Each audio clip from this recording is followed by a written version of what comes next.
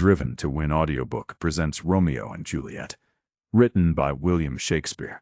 Let's us begin the story. The Prologue. Enter chorus. Chorus. Chorus. Two households, both alike in dignity. In fair Verona, where we lay our scene, from ancient grudge break to new mutiny, where civil blood makes civil hands unclean. From forth the fatal loins of these two foes, a pair of star-crossed deed-lovers take their life, whose misadventure to piteous overthrows doth with their death bury their parents' strife, the fearful passage of their death-marked deed-love, and the continuance of their parents' rage, which, but their children's end, naught could remove, is now the 2 hours' traffic of our stage, the which, if you with patient ears attend, what here shall miss, our toil shall strive to mend. Exit. Act 1. Scene 1. A public place. Enter Samson and Gregory armed with swords and bucklers. Samson. Gregory, on my word, we'll not carry coals. Gregory. No, for then we should be colliers. Samson. I mean, if we be in collar, we'll draw. Gregory. Aye, while you live, draw your neck out o' the collar. Samson. I strike quickly, being moved. Gregory. But thou art not quickly moved to strike. Samson. A dog of the house of Montague moves me. Gregory. To move is to stir, and to be valiant is to stand. Therefore, if thou art moved, thou runn'st away. Samson. A dog of that house shall move me to stand. I will take the wall of any man or maid of Montague. Gregory. That shows thee a weak slave, for the weakest goes to the wall. Samson. True, and therefore women, being the weaker vessels, are ever thrust to the wall. Therefore I will push Montague's men from the wall, and thrust his maids to the wall. Gregory. The quarrel is between our masters and us their men. Samson. 'Tis all one. I will show myself a tyrant. When I have fought with the men, I will be civil with the maids. I will cut off their heads. Gregory. The heads of the maids? Samson. Aye, the heads of the maids, or their maidenheads. Take it in what sense thou wilt. Gregory. They must take it in sense that feel it. Samson.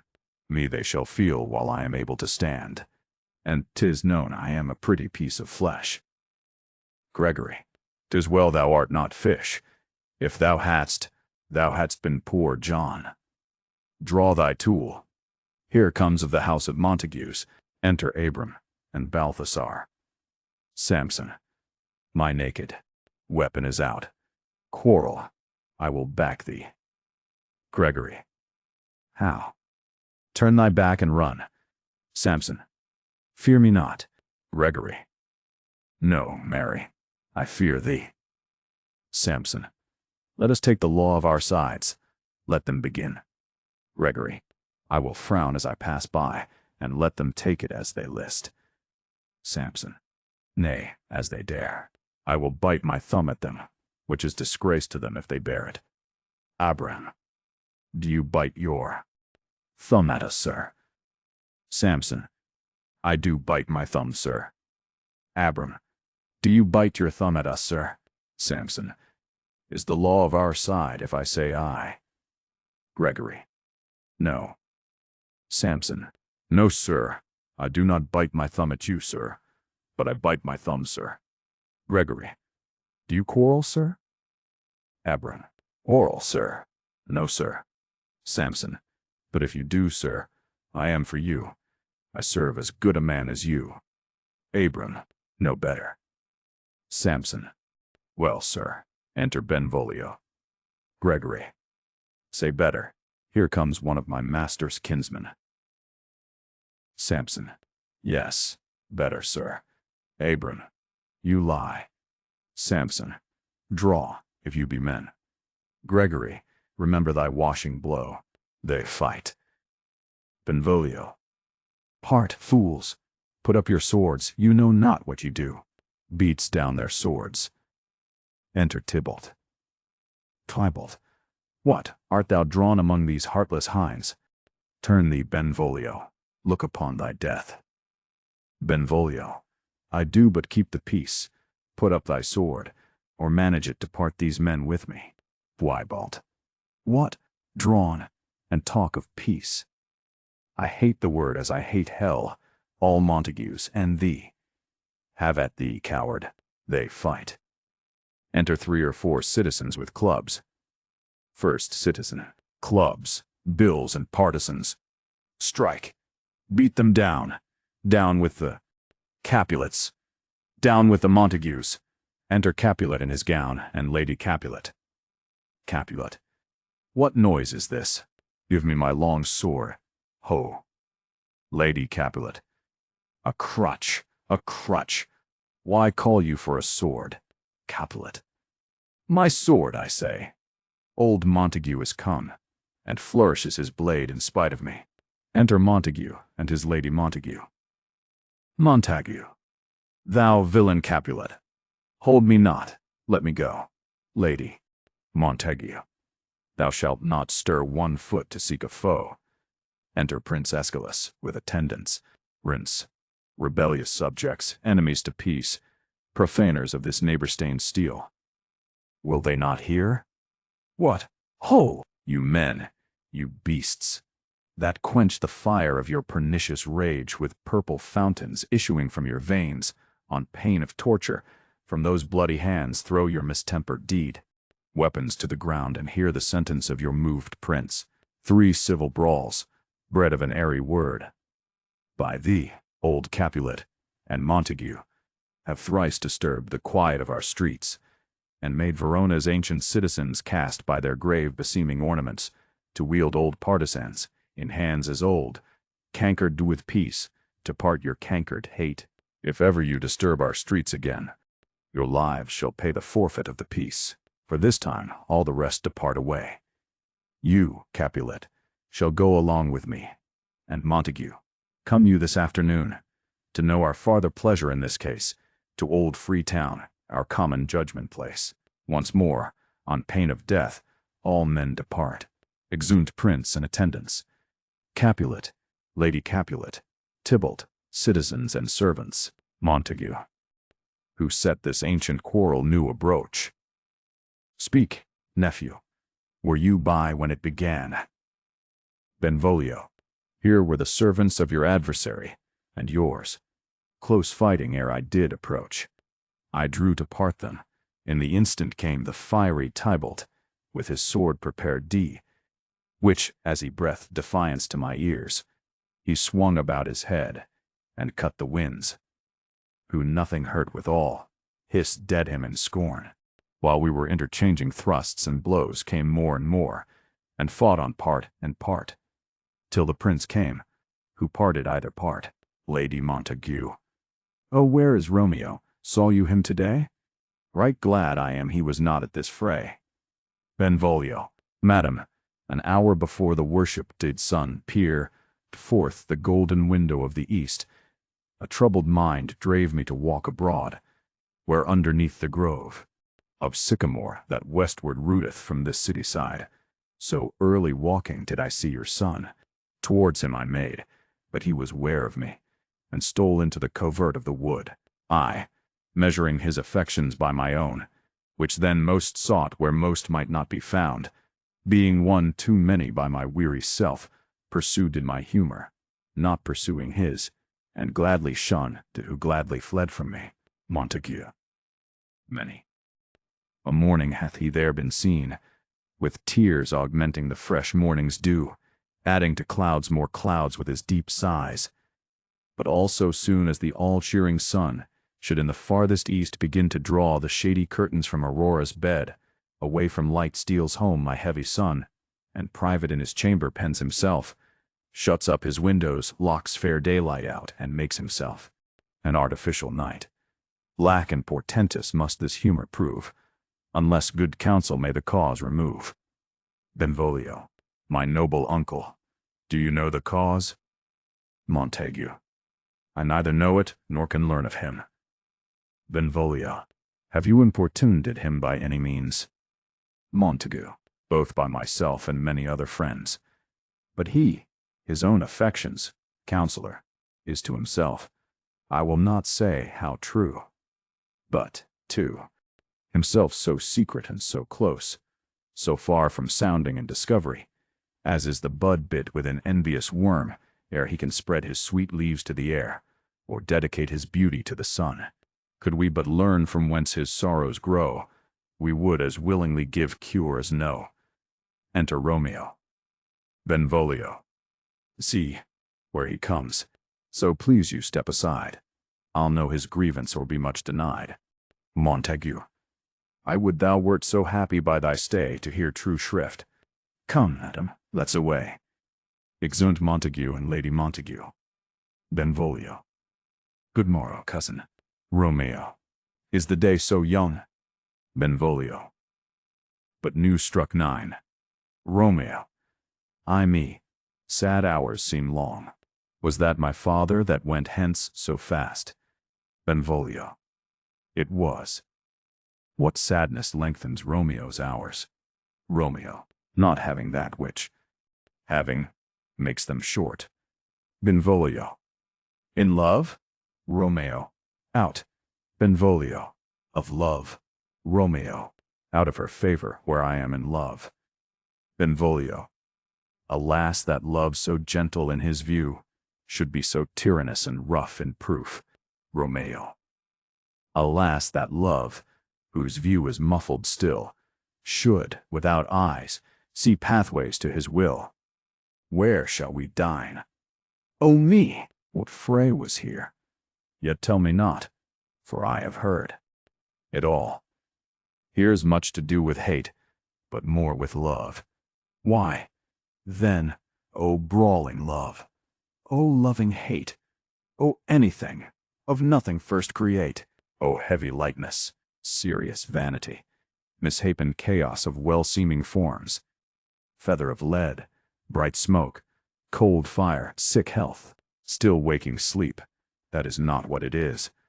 This love feel I, that feel no love in this. Dost thou not laugh? Benvolio. No cause, I rather weep. Romeo. Good heart, at what? Benvolio. At thy good heart, oppression. Romeo. Why, such is love's transgression. Griefs of mine own lie heavy in my breast, which thou wilt propagate to have it pressed with more of thine. This love that thou hast shown doth add more grief to too much of mine own. Love is a smoke made with the fume of sighs, being purged, a fire sparkling in lovers' eyes, being vexed, a sea nourish, did with lovers' tears. What is it else?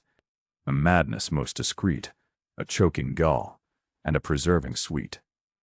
Farewell, my cause. Going. Benvolio. Soft. I will go along. And if you leave me so, you do me wrong. Romeo. Tut! I have lost myself. I am not here. This is not Romeo. He's some other where. Benvolio. Tell me in sadness who is that you love. Romeo. What? What? What? Romeo. Shall I groan and tell thee? Benvolio. Groan? Why, no. But sadly tell me who. Romeo. Bid a sick man in sadness make his will. A word ill-erred, to one that is so ill. In sadness, cousin, I do love a woman. Benvolio. I aimed deed so near when I supposed you loved it. Romeo. A right good markman, and she's fair I love. Benvolio. A right fair mark, fair cause, is soonest hit. Romeo. Well, in that hit you. Miss. She'll not be hit with Cupid's arrow. She hath Dian's wit, and in strong proof of chastity well armed. From love's weak childish bow she lives uncharmed. She will not stay the siege of loving terms, nor bide th' encounter of assailing eyes, nor ope her lap to saint-seducing gold. Oh, she's rich in beauty, only poor that when she dies, with beauty dies her store. Benvolio. Then she hath sworn, that she will still live chaste. Romeo. She hath, and in that sparing makes huge waste. For beauty starved with her severity, cuts beauty off from all posterity.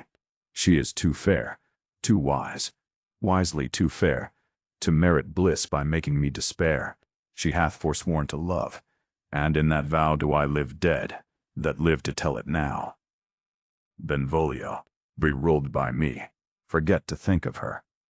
Romeo, oh teach me, how I should forget to think. Benvolio, by giving liberty unto thine eyes, examine other beauties. Romeo, 'tis the way to call hers exquisite in question more. These happy masks that kiss fair ladies' brows, being black, puts us in mind they hide the fair. He that is strucken blind cannot forget the precious treasure of his eyesight lost. Show me a mistress that is passing fair. What doth her beauty serve but as a note, where I may read who passed did that passing fair? Farewell, thou canst not teach me to forget. Benvolio, I'll pay that doctrine, or else die in debt. Scene 2. A street. Enter Capulet, Paris and servant. Capulet. But Montague is bound as well as I, in penalty alike, and 'tis not hard, I think, for men so old as we to keep the peace. Paris. Of honorable reckoning are you both, and pity 'tis you lived at odds so long. But now, my lord, what say you to my suit? Capulet. But saying o'er what I have said before, my child is yet a stranger in the world. She hath not seen the change of 14 years. Let 2 more summers wither in their pride, ere we may think her ripe to be a bride. Paris. Younger than she our happy mother's maid. Capulet. And too soon marred are those so early made. The earth hath swallowed all my hopes, but she is the hopeful lady of my earth. But woo her, gentle Paris, get her heart. My will to her consent is but a part, and she agree, within her scope of choice, lies my consent and fair according voice. This night I hold an old accustomed feast, whereto I have invited many a guest, such as I love. And you among the store, one more, most welcome, makes my number more. At my poor house look to behold this night, earth-treading stars that make dark heaven light. Such comfort as do lusty young men feel, when well apparelled at April on the heel of limping winter treads.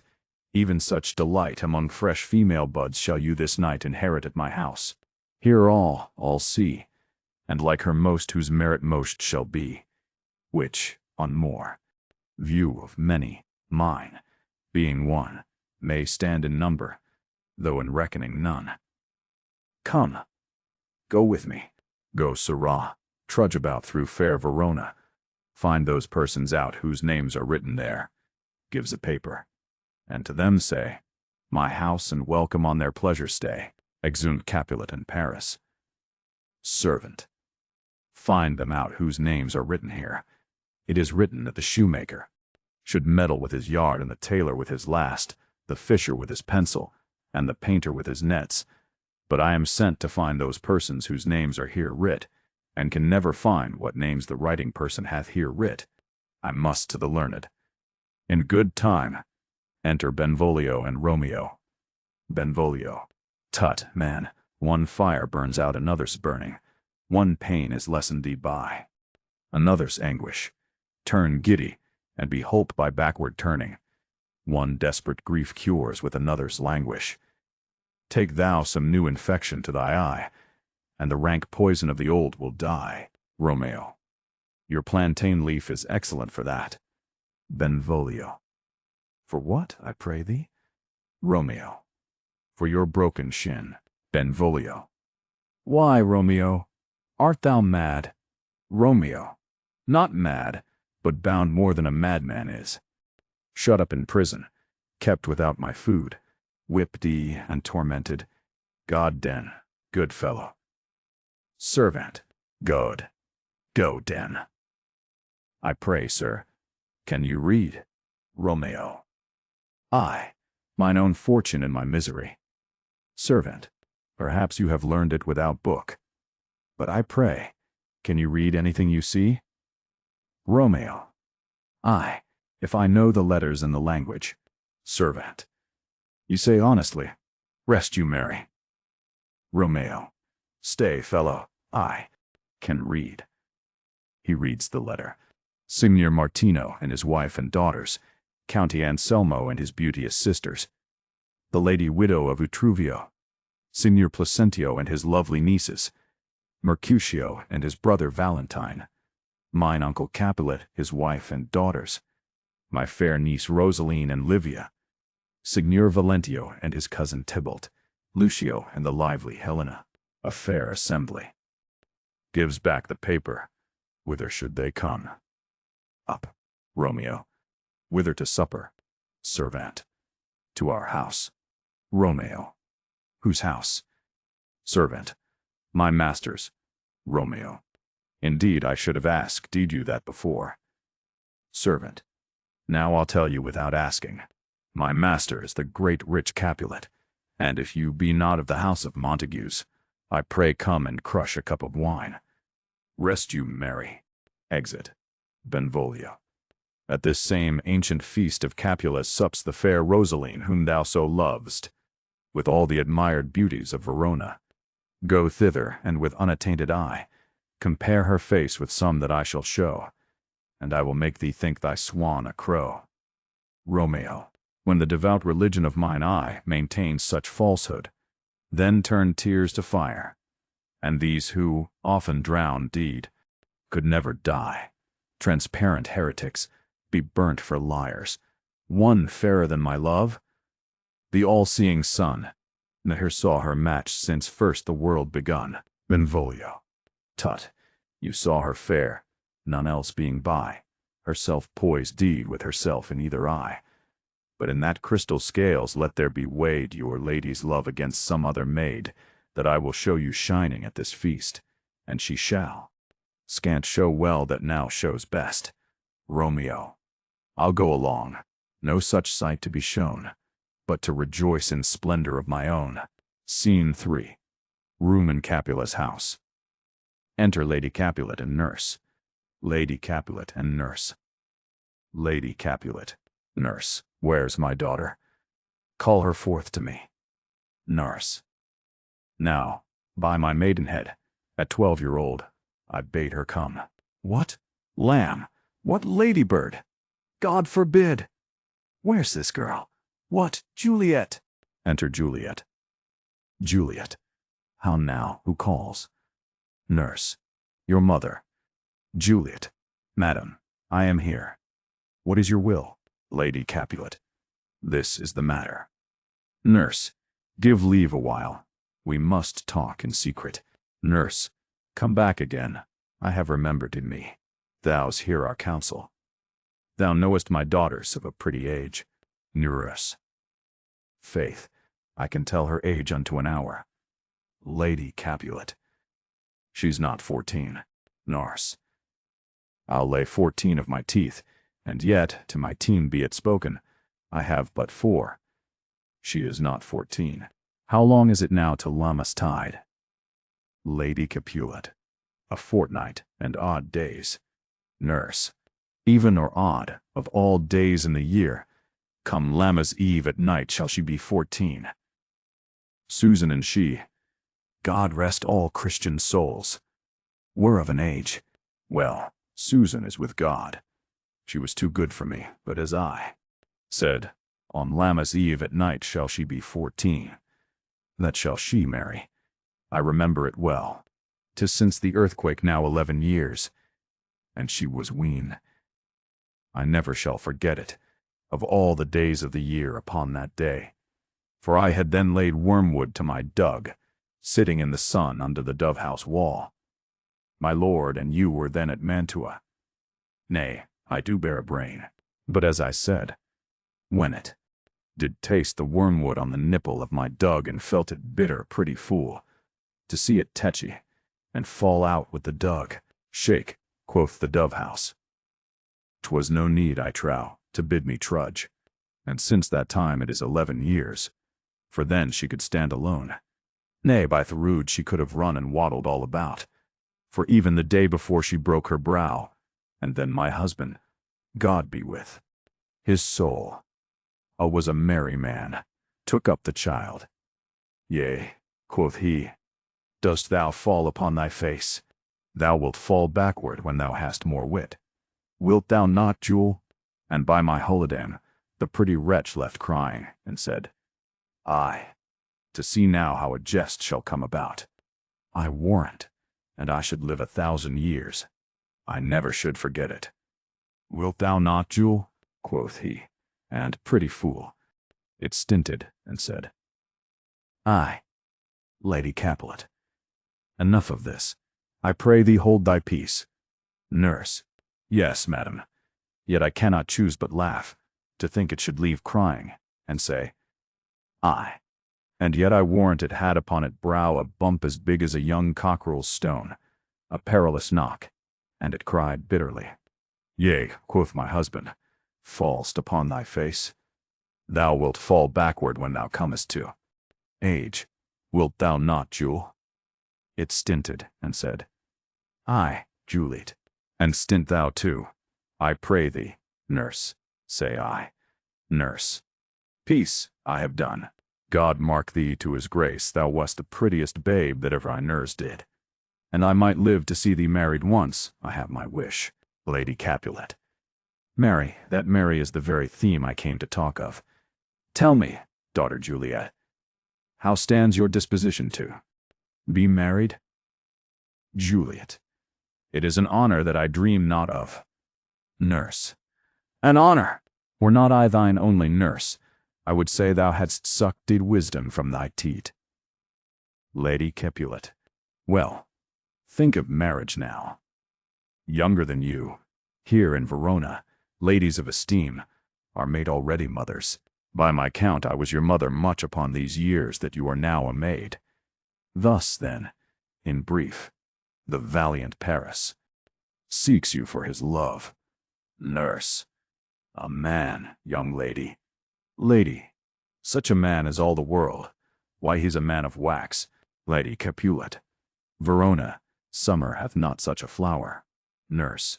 Nay, he's a flower. In faith, a very flower. Lady Capulet. What say you? Can you love the gentleman? This night you shall behold him at our feast. Read o'er the volume of young Paris' face, and find delight writ therewith.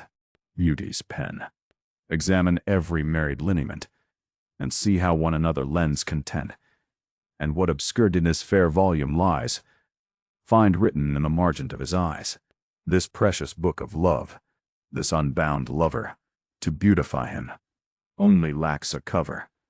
The fish lives in the sea, and 'tis much pride for fair without the fair within to hide.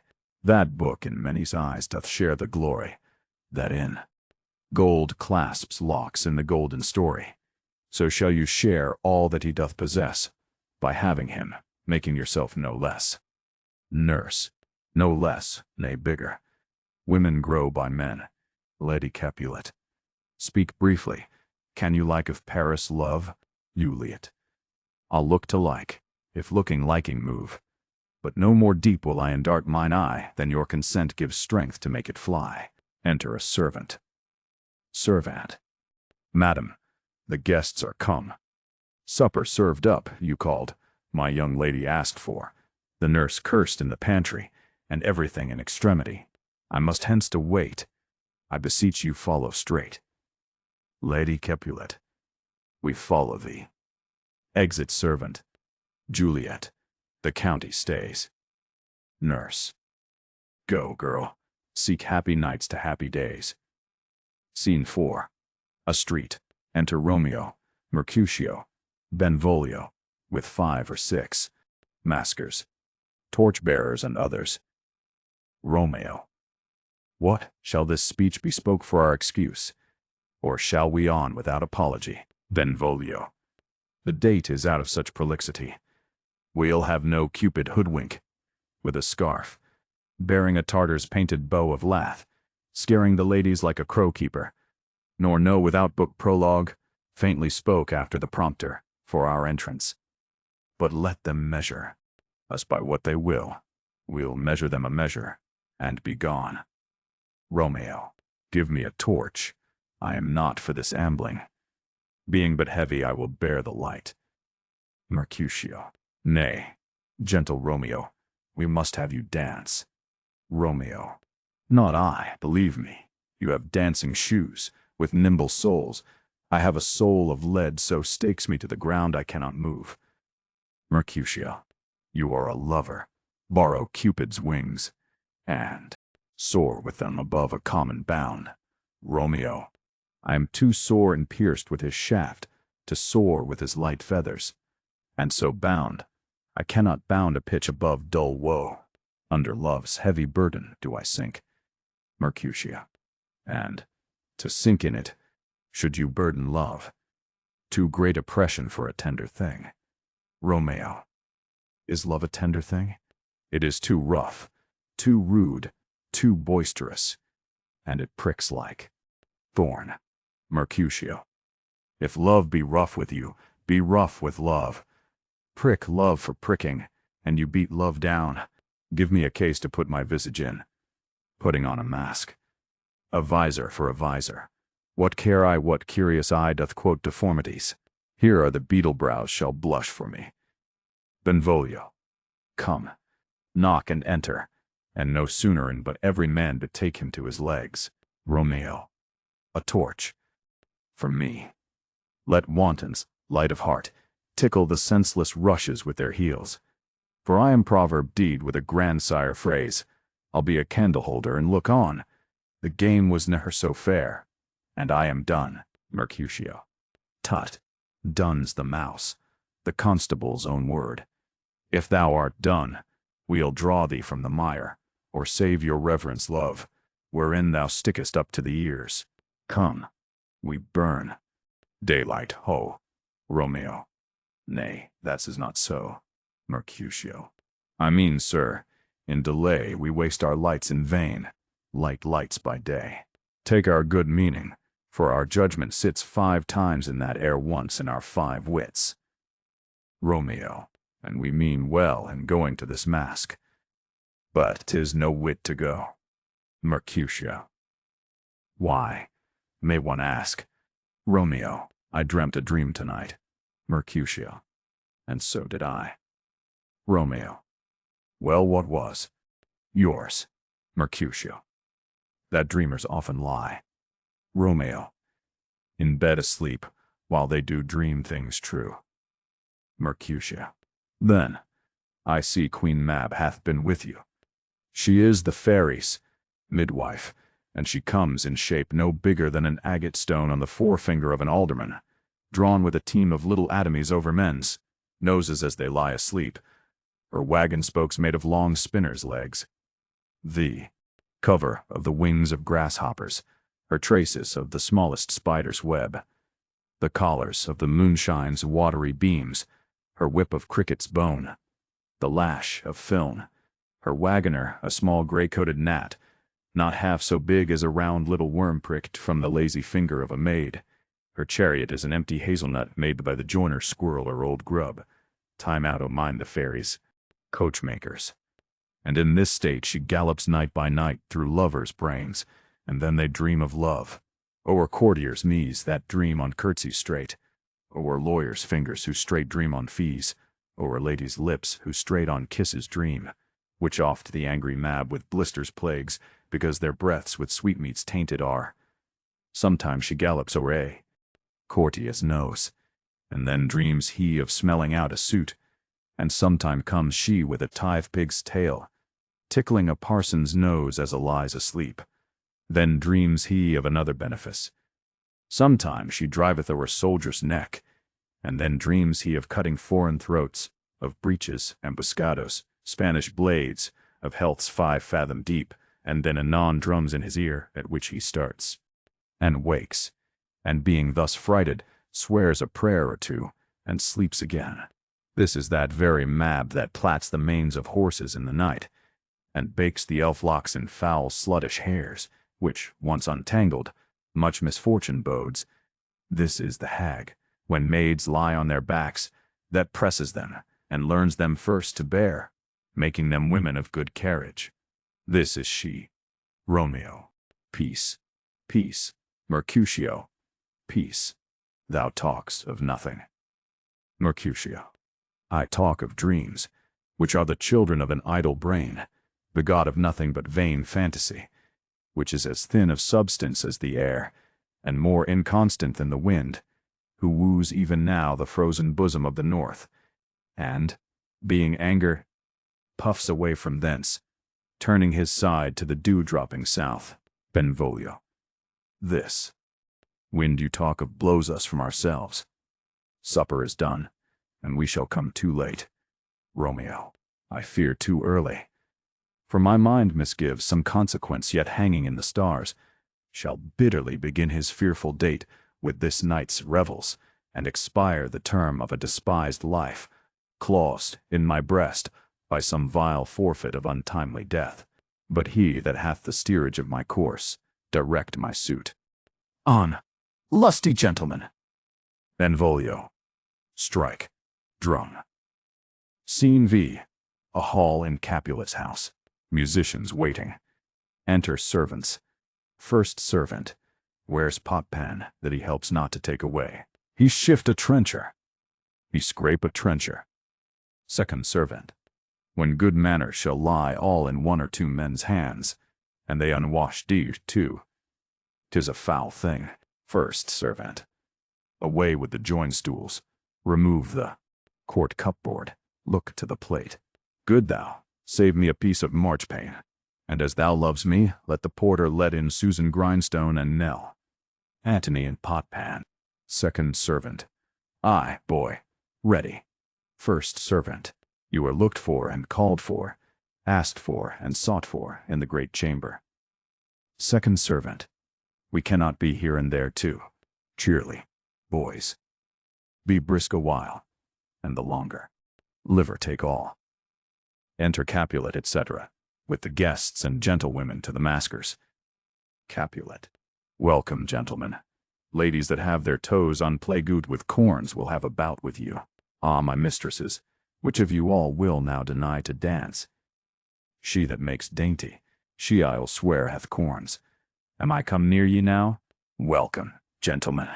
I have seen the day that I have worn a visor, and could tell a whispering tale in a fair lady's ear, such as would please. 'Tis gone. 'Tis gone. 'Tis gone. You are welcome, gentlemen. Come, musicians, play. A hall, a hall. Give room. And foot it, girls. Music plays, and they dance.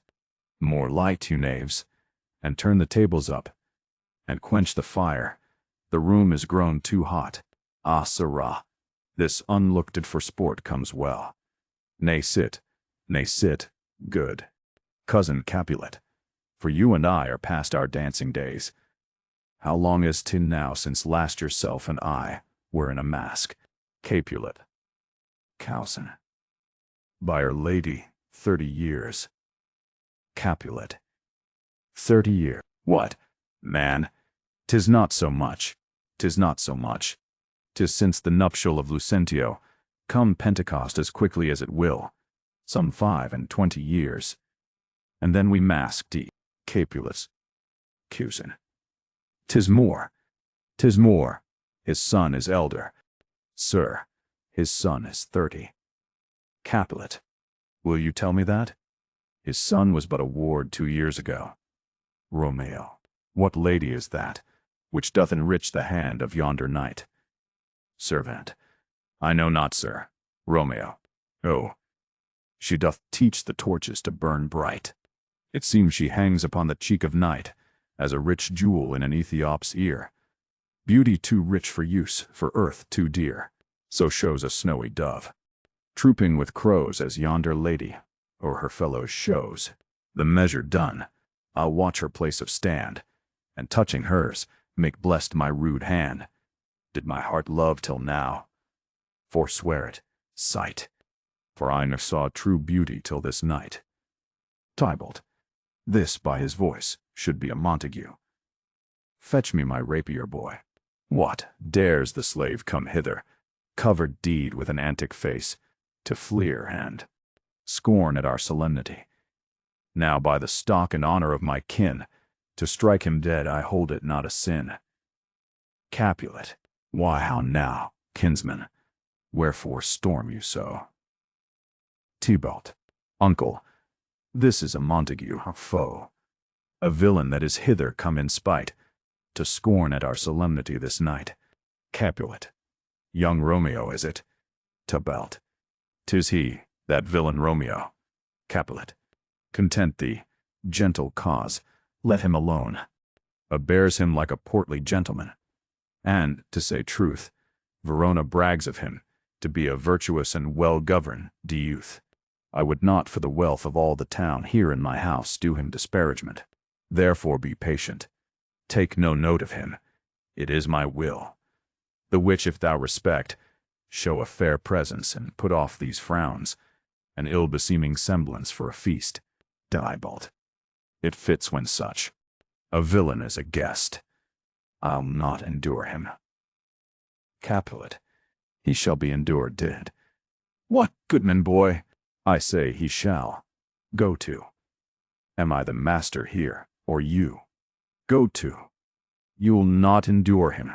God shall mend my soul. You will make a mutiny among my guests. You will set cock-a-hoop. You will be the man. Tybalt. Why, uncle, 'tis a shame. Capulet. Go to. Go to. You are a saucy boy. Is't so indeed? This trick may chance to scathe you. I know what. You must contrary me. Marry. 'Tis time. Well said, my hearts. You are a princox. Go. Be quiet. Or, more light, more light. For shame. I'll make you quiet. What? Cheerly, my hearts. Tybalt. Patience perforce with wilful choler meeting makes my flesh tremble in their different greeting. I will withdraw. But this intrusion shall, now seeming sweet, convert to bitter. Gall. Exit. Romeo. To Juliet. If I profane with my unworthiest hand this holy shrine, the gentle sin is this. My lips, two blushing pilgrims, ready stand to smooth that rough touch with a tender kiss. Juliet. Good pilgrim, you do wrong your hand too much, which mannerly devotion shows in this. For saints have hands that pilgrims' hands do touch, and palm to palm is holy palmers kiss. Romeo. Have not saints lips, and holy palmers too? Juliet. Aye, pilgrim, lips that they must use in prayer. Romeo. Oh, then, dear saint, let lips do what hands do. They pray, grant thou, lest faith turn to despair. Juliet. Saints do not move, though grant for prayer's sake. Romeo. Then move not while my prayer's effect I take. Thus from my lips, by thine my sin is purg. Kissing her. Juliet. Then have my lips the sin that they have took. Romeo.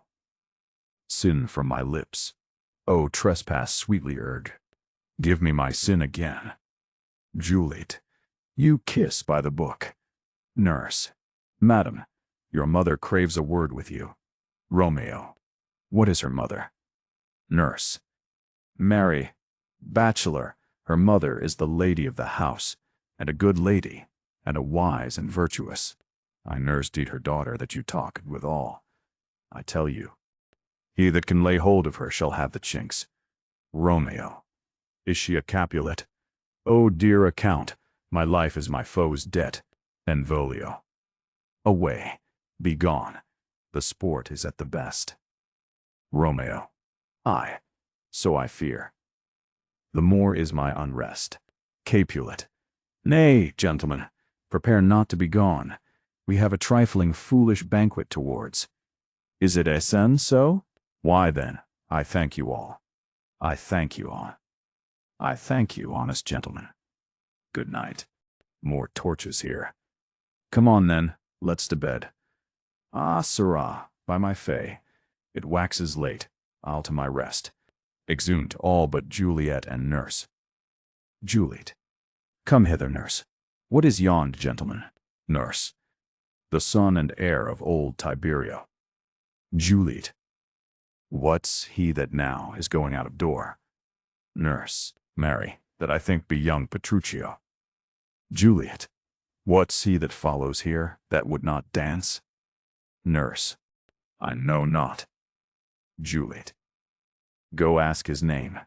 If he be married, my grave is like to be my wedding bed. Nurse. His name is Romeo, and a Montague, the only son of your great enemy. Juliet. My only love sprung from my only hate, too early seen unknown, and known too late. Prodigious birth of love it is to me, that I must love a loathed enemy. Nurse. What's this? What's this? Juliet. A rhyme I learn indeed, even now, of one I dance withal. One calls within, Julia. Nurse. Anon, anon. Come, let's away. The strangers all are gone. AC2. Enter chorus. Chorus. Chorus. Now old desire doth in his deathbed lie, and young affection gapes to be his heir. That fair for which love groaned deed for, and would die, with tender Juliet matched is now not fair. Now Romeo is beloved and loves again alike, bewitched by the charm of looks. But to his foe suppose he must complain, and she steal love's sweet bait from fearful hooks. Being held a foe, he may not have access to breathe such vows as lovers use to swear, and she is much in love, her means much less to meet her new beloved anywhere. But passion lends them power, time means, to meet, tempering extremities with extreme sweet. Scene 1. An open place adjoining Capula's garden. Enter Romeo. Romeo. Can I go forward when my heart is here? Turn back, dull earth, and find thy center out. He climbs the wall and leaps down within it. Enter Benvolio and Mercutio. Benvolio. Romeo. My cousin Romeo. Romeo. Mercutio. He is wise, and on my life hath stolen him home to bed. Benvolio. He ran this way, and leaped this. Orchard wall. Call, good Mercutio. Mercutio. Nay, I'll conjure too. Romeo. Humors. Madman. Passion. Lover. Appear thou in the likeness of a sigh. Speak but one rhyme, and I am satisfied. Cry but, ah me! Pronounce but love and dove. Speak to my gossip Venus one fair word, one nickname for her purblind son and heir, young Abraham Cupid, he that shot so trim, when King Cophetua loved the beggar maid. He heareth not, he stirreth not, he moveth not. The ape is dead, and I must conjure him. I conjure thee by Rosaline's bright eyes, by her high forehead and her scarlet lip, by her fine foot, straight leg and quivering thigh, and the domains that there adjacent lie, that in thy likeness thou appear to us, Benvolio. And if he hear thee, thou wilt anger him. Mercutio. This cannot anger him. 'Twould anger him to raise a spirit in his mistress' circle, of some strange nature, letting it there stand till she had laid it, and conjured it down. That were some spite. My invocation is fair and honest, and, in his mistress' name, I conjure only but to raise up him. Benvolio. Come, he hath hid himself among these trees to be consorted with the humorous night. Blind is his love, and best befits the dark. Mercutio. If love be blind, love cannot hit the mark. Now will he sit under a medlar tree, and wish his mistress were that kind of fruit as maids call medlars when they laugh alone. O Romeo, that she were! Oh, that she were an open arse, and thou a pupper and pear! Romeo, good night. I'll to my truckle bed. This field bed is too cold for me to sleep. Come, shall we go? Benvolio. Go then, for 'tis in vain to seek him here that means not to be found. Scene 2. Capula's garden. Enter Romeo. Romeo. He jests at scars that never felt a wound. Juliet appears above at a window. But soft, What light through yonder window breaks? It is the east, and Juliet is the sun. Arise, fair sun, and kill the envious moon, who is already sick and pale with grief, that thou her made art far more fair than she. Be not her maid, since she is envious. Her vestal livery is but sick and green, and none but fools do wear it. Cast it off. It is my lady. Oh, it is my love. Oh, that she knew she were. She speaks, yet she says nothing. What of that? Her eye discourses, I will answer it. I am too bold. 'Tis not to me she speaks. Two of the fairest stars in all the heaven, having some business, do entreat her eyes to twinkle in their spheres till they return. What if her eyes were there, they in her head? The brightness of her cheek would shame those stars. As daylight doth a lamp, her eyes in heaven would through the airy region stream so bright that birds would sing and think it were not night. See how she leans her cheek upon her hand. Oh, that I were a glove upon that hand, that I might touch that cheek. Juliet, I me, Romeo. She speaks.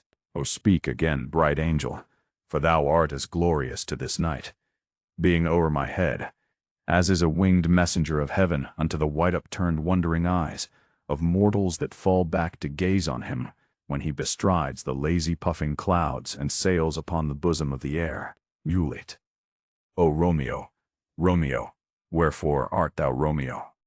Deny thy father and refuse thy name, or if thou wilt not, be but sworn my love, and I'll no longer be a Capulet. Romeo. Aside. Shall I hear more, or shall I speak at this? Juliet. 'Tis but thy name that is my enemy. Thou art thyself, though not a Montague. What's Montague? It is nor hand, nor foot, nor arm, nor face, nor any other part belonging to a man. O, be some other name. What's an A? Name. That which we call a rose by any other name would smell as sweet. So Romeo would, were he not Romeo called D, retain that dear perfection which he owes without that title. Romeo, doff thy name, and for thy name, which is no part of thee, take all myself. Romeo. I take thee at thy word. Call me but love, and I'll be new Baptist D. Henceforth I never will be Romeo. Juliet. What man art thou, that thus bescreen day and night, so stumblest on my counsel? Romeo. By a name I know not how to tell thee who I am. My name, dear saint, is hateful to myself, because it is an enemy to thee. Had I it written, I would tear the word. Juliet. My ears have yet not drunk 100 words of thy tongue's utterance, yet I know the sound. Art thou not Romeo, and a Montague? Romeo. Neither. Fair maid, if either thee dislike. Juliet. How camest thou hither? Tell me, and wherefore? The orchard walls are high and hard to climb, and the place death, considering who thou art, if any of my kinsmen find thee here. Romeo. With love's light wings did I approach these walls, for stony limits cannot hold love out, and what love can do, that dares love attempt. Therefore thy kinsmen are no stop to me. Juliet. If they do see thee, they will murder thee. Romeo. Alack, there lies more peril in thine eye than 20 of their swords. Look thou but sweet, and I am proof against their enmity. Juliet. I would not for the world they saw thee here. Romeo. I have night's cloak to hide me from their eyes, and but thou love me, let them find me here. My life were better ended by their hate than death. Prorogued, wanting of thy love. Juliet. By whose direction foundst thou out this place? Romeo. By love, that first did prompt me to inquire. He lent me counsel, and I lent him eyes. I am no pilot, yet wert thou as far as that vast shore washed deed with the farthest sea, I should adventure for such merchandise. Juliet. Thou knowest the mask of night is on my face, else would a maiden blush bepaint my cheek, for that which thou hast heard me speak tonight. Fain would I dwell on form, fain deny what I have spoke. But farewell compliment. Dost thou love me? I know thou wilt say aye, and I will take thy word. Yet, if thou swearest, thou mayst prove false. At lovers' perjuries, they say Jove laughs. O gentle Romeo, if thou dost love, pronounce it faithfully. Or if thou thinkest I am too quickly won, I'll frown and be perverse, and say thee nay, so thou wilt woo. But else, not for the world. In truth, fair Montague, I am too fond, and therefore thou mayst think my behaviour light. But trust me, gentlemen, I'll prove more true than those that have more cunning to be strange. I should have been more strange, I must confess, but that thou overheard, stare I was ware, my true love, passion. Therefore pardon me, and not impute this yielding to light love, which the dark night hath so discovered. Romeo, lady, by yonder blessed moon I vow, that tips with silver all these fruit tree tops. Juliet, O swear not by the moon, inconstant moon, that monthly changes in her circled orb, lest that thy love prove likewise variable. Romeo, what shall I swear by? Juliet, do not swear at all. Or, if thou wilt, swear by thy gracious self, which is the god of my idolatry, and I'll believe thee. Romeo, if my heart's dear love. Juliet, well, do not swear. Although I joy in thee, I have no joy of this contract tonight. It is too rash, too unadvised, too sudden, too like the lightning, which doth cease to be ere one can say, it lightens. Sweet, good night. This bud of love, by summer's ripening breath, may prove a beauteous flower when next we meet. Good night, as sweet repose and rest come to thy heart as that within my breast. Romeo, O wilt thou leave me so unsatisfied? Juliet, what satisfaction canst thou have tonight? Romeo, the exchange of thy love's faithful vow for mine. Juliet, I gave thee mine before thou didst request it, and yet I would it were to give again. Romeo, wouldst thou withdraw it? For what purpose, love? Juliet, but to be frank and give it thee again, and yet I wish but for the thing I have. My bounty is as boundless as the sea, my love as deep. The more I give to thee, the more I have, for both are infinite. I hear some noise within. Dear love, adieu. Nurse calls within. Anon, good nurse, sweet Montague be true. Stay, but a little, I will come again. Exit. Romeo, O blessed, blessed night, I am afeard, being in night, all this is but a dream, too flattering sweet to be substantial. Enter Juliet above. Juliet above. Juliet, 3 words, dear Romeo, and good night indeed. If that thy bent of love be honorable, thy purpose marriage, send me word tomorrow, by one that I'll procure to come to thee, where and what time. Thou wilt perform the right, and all my fortunes at thy foot I'll lay, and follow thee, my lord, throughout the world. Nurse, within. Madam, Juliet, I come anon. But if thou meanest not well, I do beseech thee. Nurse, within. Madam, Juliet, by and by I come, to cease thy strife and leave me to my grief. Tomorrow will I send. Romeo, so thrive my soul. Juliet, 1,000 times good. Night. Exit. Romeo, 1,000 times the worse, to want thy light. Love goes toward love as schoolboys from their books, but love from love towards school with heavy looks. Retiring slowly, re-enter Juliet above. Juliet, hist, Romeo, hist. Oh, for a falconer's voice to lure this tassel gentle back again. Bondage is hoarse and may not speak aloud, else would I tear the cave where echo lies, and make her airy tongue more hoarse than mine with repetition of my Romeo's name. Romeo, it is my soul that calls upon my name. How silver-sweet sound lovers' tongues by night, like softest music to attending ears. Juliet. Romeo. Romeo. My dear. Juliet. What o'clock tomorrow shall I send to thee? Romeo. By the hour of 9. Juliet. I will not fail. 'Tis 20 years till then. I have forgot why I did call thee back. Romeo. Let me stand here till thou remember it. Juliet. I shall forget, to have thee still stand there, remembering how I love thy company. Romeo. And I'll still stay, to have thee still forget, forgetting any other home but this. Juliet. 'Tis almost morning.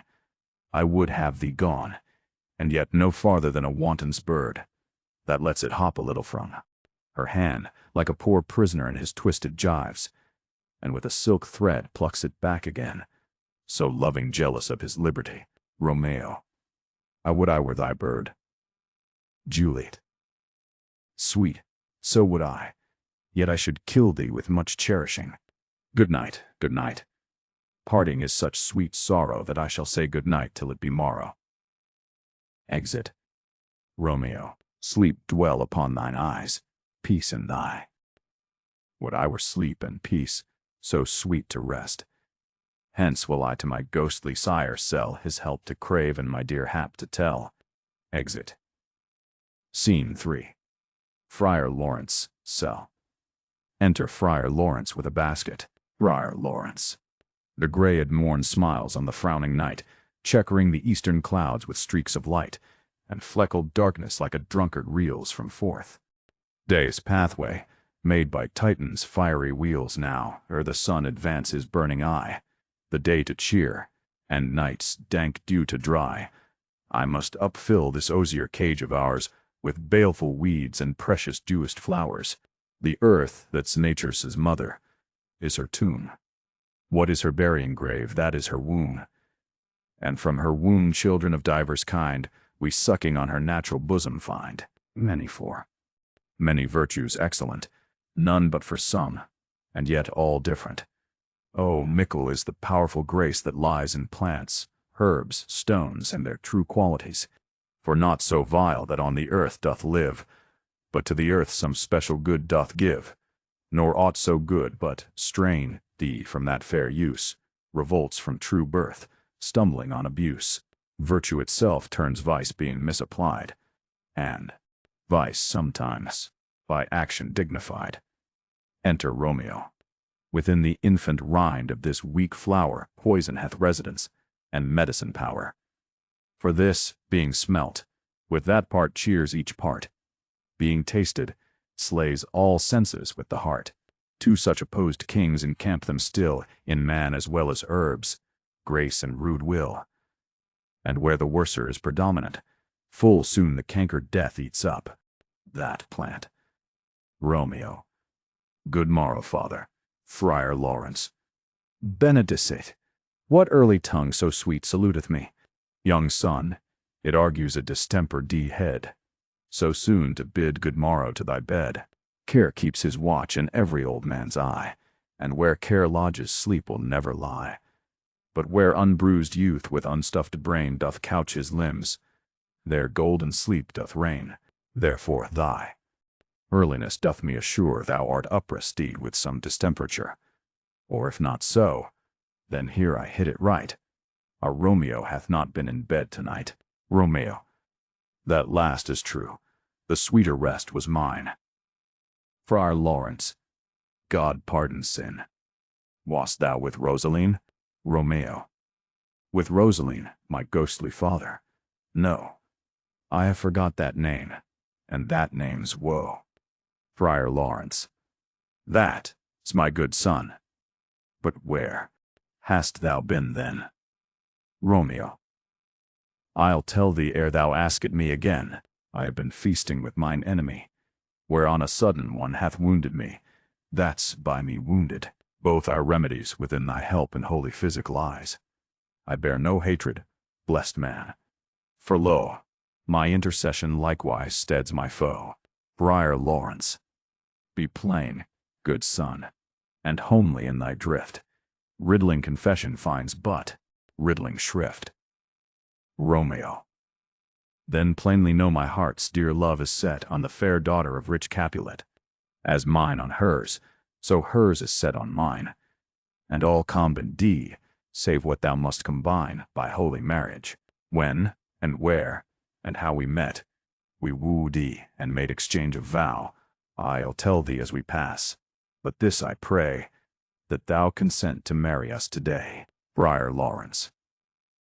Holy Saint Francis, what a change is here! Is Rosaline, that thou didst love so dear, so soon forsaken? Young men's love then lies, not truly in their hearts, but in their eyes. Jesu Maria, what a deal of brine hath washed thee thy sallow cheeks for Rosaline! How much salt water thrown away in waste, to season love, that of it doth not taste. The sun not yet thy sighs from heaven clears, thy old groans yet ring in mine ancient ears. Lo, here upon thy cheek the stain doth sit of an old tear that is not washed deed off yet. If e'er thou wast thyself, and these woes thine, thou and these woes were all for Rosaline, and art thou changed? Pronounce this sentence then, women may fall, when there's no strength in men. Romeo, thou chidst me oft for loving Rosaline. Friar Lawrence, for doting, not for loving, pupil mine, Romeo, and badst me bury love. Friar Lawrence, not in a grave to lay one in, another out to have. Romeo, I pray thee chide me not, her I love now doth grace for grace and love for love allow. The other did not so. Friar Lawrence, she knew well thy love did read by rote, that could not spell. But come, young waverer, come go with me.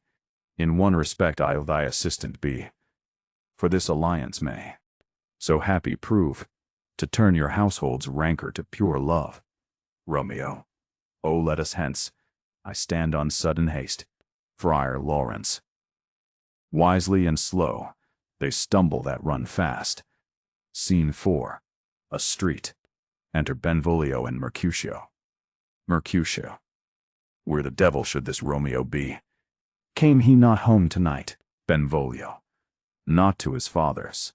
I spoke with his man. Mercutio. Why, that same pale hard-hearted wench, that Rosaline, torments him so that he will sure run mad. Benvolio. Tybalt, the kinsman to old Capulet, hath sent a letter to his father's house. Mercutio. A challenge, on my life. Benvolio. Romeo will answer it. Mercutio. Any man that can write may answer a letter. Benvolio. Nay, he will answer the letters his master. How he dares, being dared. Mercutio. Alas, poor Romeo, he is already dead, stabbed with a white wench's black eye, run through the ear with a love song, the very pin of his heart cleft with the blind bellboy's butt shaft. And is he a man to encounter Tybalt? Benvolio. Why, what is Tybalt? Mercutio. More than prince of cats. Oh, he's the courageous captain of compliments. He fights as you sing prick song, keeps time, distance, and proportion. He rests his minima. Rest, 1, 2, and the third in your bosom. The very butcher of a silk button, a duellist, a gentleman of the very first house, of the first and second cause. Ah, the immortal passado, the punto reverso, the hay. Benvolio. The what? Mercutio. The pox of such antic lisping, affecting fantasies. These new tuners of accent. By Jesu, a very good blade, a very tall man, a very good whore. Why, is not this a lamentable thing, grandsire, that we should be thus afflicted with these strange flies, these fashion-mongers, these pardon-mayes, who stand so much on the new form that they cannot sit at ease on the old bench? Oh, their bones, their bones! Enter Romeo. Benvolio. Here comes Romeo. Here comes Romeo. Mercutio, without his roe, like a dried herring. O flesh, flesh, how art thou fishified? Now is he for the numbers that Petrarch flowed in. Laura, to his lady, was but a kitchen wench. Mary, she had a better love to bear on her. Dido a dowdy, Cleopatra a gypsy, Helen and Hero heldings and harlots. This be a grey eye or so, but not to the purpose. Signor Romeo, bonjour. There's a French salutation to your French slop. You gave us the counterfeit fairly last night. Romeo. Good morrow to you both. What counterfeit did I give you? Mercutio. The slip, sir, the slip. Can you not conceive? Romeo. Pardon, good Mercutio. My business was great, and in such a case as mine a man may strain courtesy. Mercutio. That's as much as to say, such a case as yours constrains a man to bow in the hams. Romeo. Meaning, to curtsy. Mercutio. Thou hast most kindly hit it. Romeo. A most courteous exposition. Mercutio. Nay, I am the very pink of courtesy. Romeo. Pink for flower. Mercutio. Right. Romeo. Why, then is my pump well flowered. Mercutio. Sure wit, follow me this jest now, till thou hast worn out thy pump, that when the single soul of it is worn, the jest may remain after the wearing, solely singular. Romeo. O single-souled jest, solely singular for the singleness. Mercutio. Come between us, good Benvolio.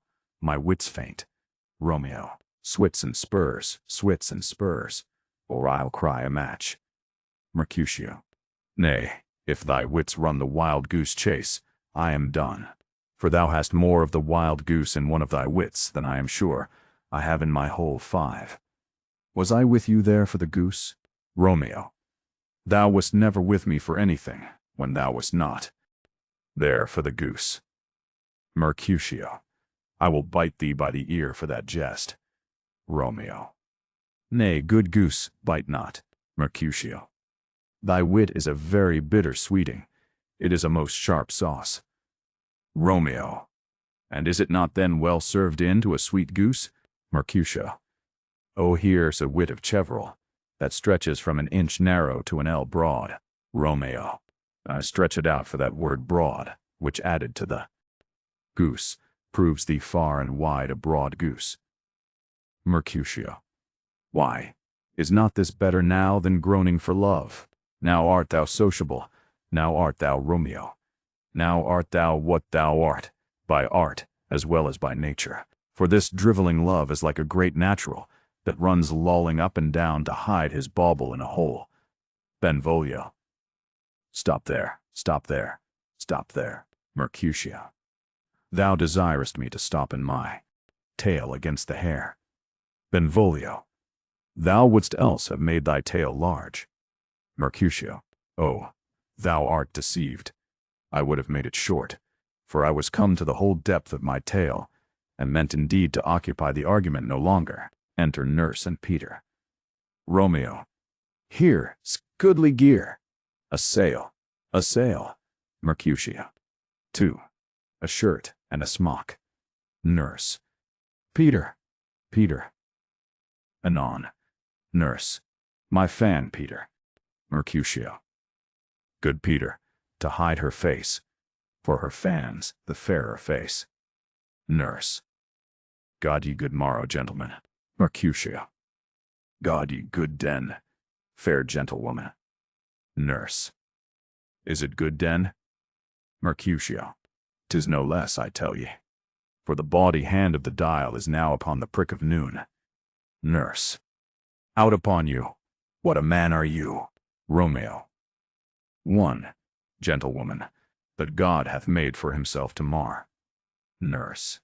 By my troth, it is well said, for himself to mar. Quotha. Gentlemen, can any of you tell me where I may find the young Romeo? Romeo. I can tell you, But young Romeo will be older when you have found him than he was when you sought him. I am the youngest of that name, for fault of a worse. Nurse. You say well. Mercutio. Yea, is the worst well? Very well took, I faith. Wisely, wisely. Nurse. If you be he, sir, I desire some confidence with you. Benvolio. She will indict him to some supper. Mercutio. A bawd, a bawd, a bawd. So ho, Romeo. What hast thou found? Mercutio. No hare, sir. Unless a hare, sir, and a Lenten pie, that is something stale and hoar ere it be spent. Sings. An old hare whore, and an old hare whore, is very good meat in Lent, but a hare that is whore is too much for a score when it whores ere it be spent. Romeo, will you come to your father's? We'll to dinner thither. Romeo, I will follow you. Mercutio. Farewell, ancient lady. Farewell, lady, lady, lady, lady. Exeunt Mercutio and Benvolio. Nurse. I pray you, sir, what saucy merchant was this that was so full of his ropery? Romeo. A gentleman, nurse, that loves to hear himself talk, and will speak more in a minute than he will stand to in a month. Nurse. And to speak anything against me, I'll take him down, and it were lustier than he is, and 20 such jacks. And if I cannot, I'll find those that shall. Scurvy knave. I am none of his flirt gills, I am none of his skeins mates. And thou must stand by too and suffer every knave to use me at his pleasure. Peter. I saw no man use you at his pleasure. If I had, my weapon should quickly have been out. I warrant you, I dare draw as soon as another man, if I see occasion in a good quarrel, and the law on my side. Nurse. Afore God, I am so vexed that every part about me quivers. Scurvy knave, pray you, sir, a word. And as I told you, my young lady bid me inquire you out. What she bade me say, I will keep to myself. But first, let me tell ye, if ye should lead her in a fool's paradise, as they say, it were a very gross kind of behavior, as they say. For the gentlewoman is young, and therefore, if you should deal double with her, truly, it were an ill thing to be offered to any gentlewoman, and very weak dealing. Romeo. Nurse. Commend me to thy lady and mistress. I protest unto thee. Nurse. Good heart, and I faith I will tell her as much. Lord, Lord, she will be a joyful woman. Romeo. What wilt thou tell her, nurse? Thou dost not mark me. Nurse. I will tell her, sir, that you do protest, which, as I take it, is a gentlemanlike offer. Romeo. Bid her devise some means to come to Shrift this afternoon, and there she shall at Friar Lawrence cell be shrived and married. Here is for thy pains. Nurse. No truly. No truly. Sir, not a penny. Romeo. Go to. I say you shall. Nurse. This afternoon, sir. Well, she shall be there. Romeo. And stay, good nurse, behind the abbey wall. Within this hour my man shall be with thee, and bring thee cords made like a tackled stair, which to the high top-gallant of my joy must be my convoy in the secret night. Farewell, be trusty, and I'll quit thy pains. Farewell, commend me to thy mistress. Nurse. Now God in heaven bless thee. Hark you, sir. Romeo. What say'st thou, my dear nurse? Nurse. Is your man secret? Did you never hear say, two may keep counsel, putting one away? Romeo. I warrant thee my man's as true as steel. Nurse. Well, sir, my mistress is the sweetest lady. Lord, Lord, when 'twas a little prating thing. Oh, there is a nobleman in town, one Paris, that would fain lay knife aboard. But she, good soul, had as lief see a toad, a very toad, as see him. I anger her sometimes, and tell her that Paris is the properer man. But I'll warrant you, when I say so, she looks as pale as any clout in the versal world. Doth not Rosemary and Romeo begin both with a letter? Romeo. Ay, nurse. What of that? Both with an R, nurse. Ah, mocker. That's the dog's name. R is for the... No, I know it begins with some other letter, and she hath the prettiest sententious of it, of you and Rosemary, that it would do you good to hear it. Romeo. Commend me to thy lady. Nurse. Ay, 1,000 times. Peter. Exit Romeo. Peter. Anon. Nurse. Before and apace. Scene V. Capulet. Youth garden. Enter Juliet. Juliet. Juliet. Juliet.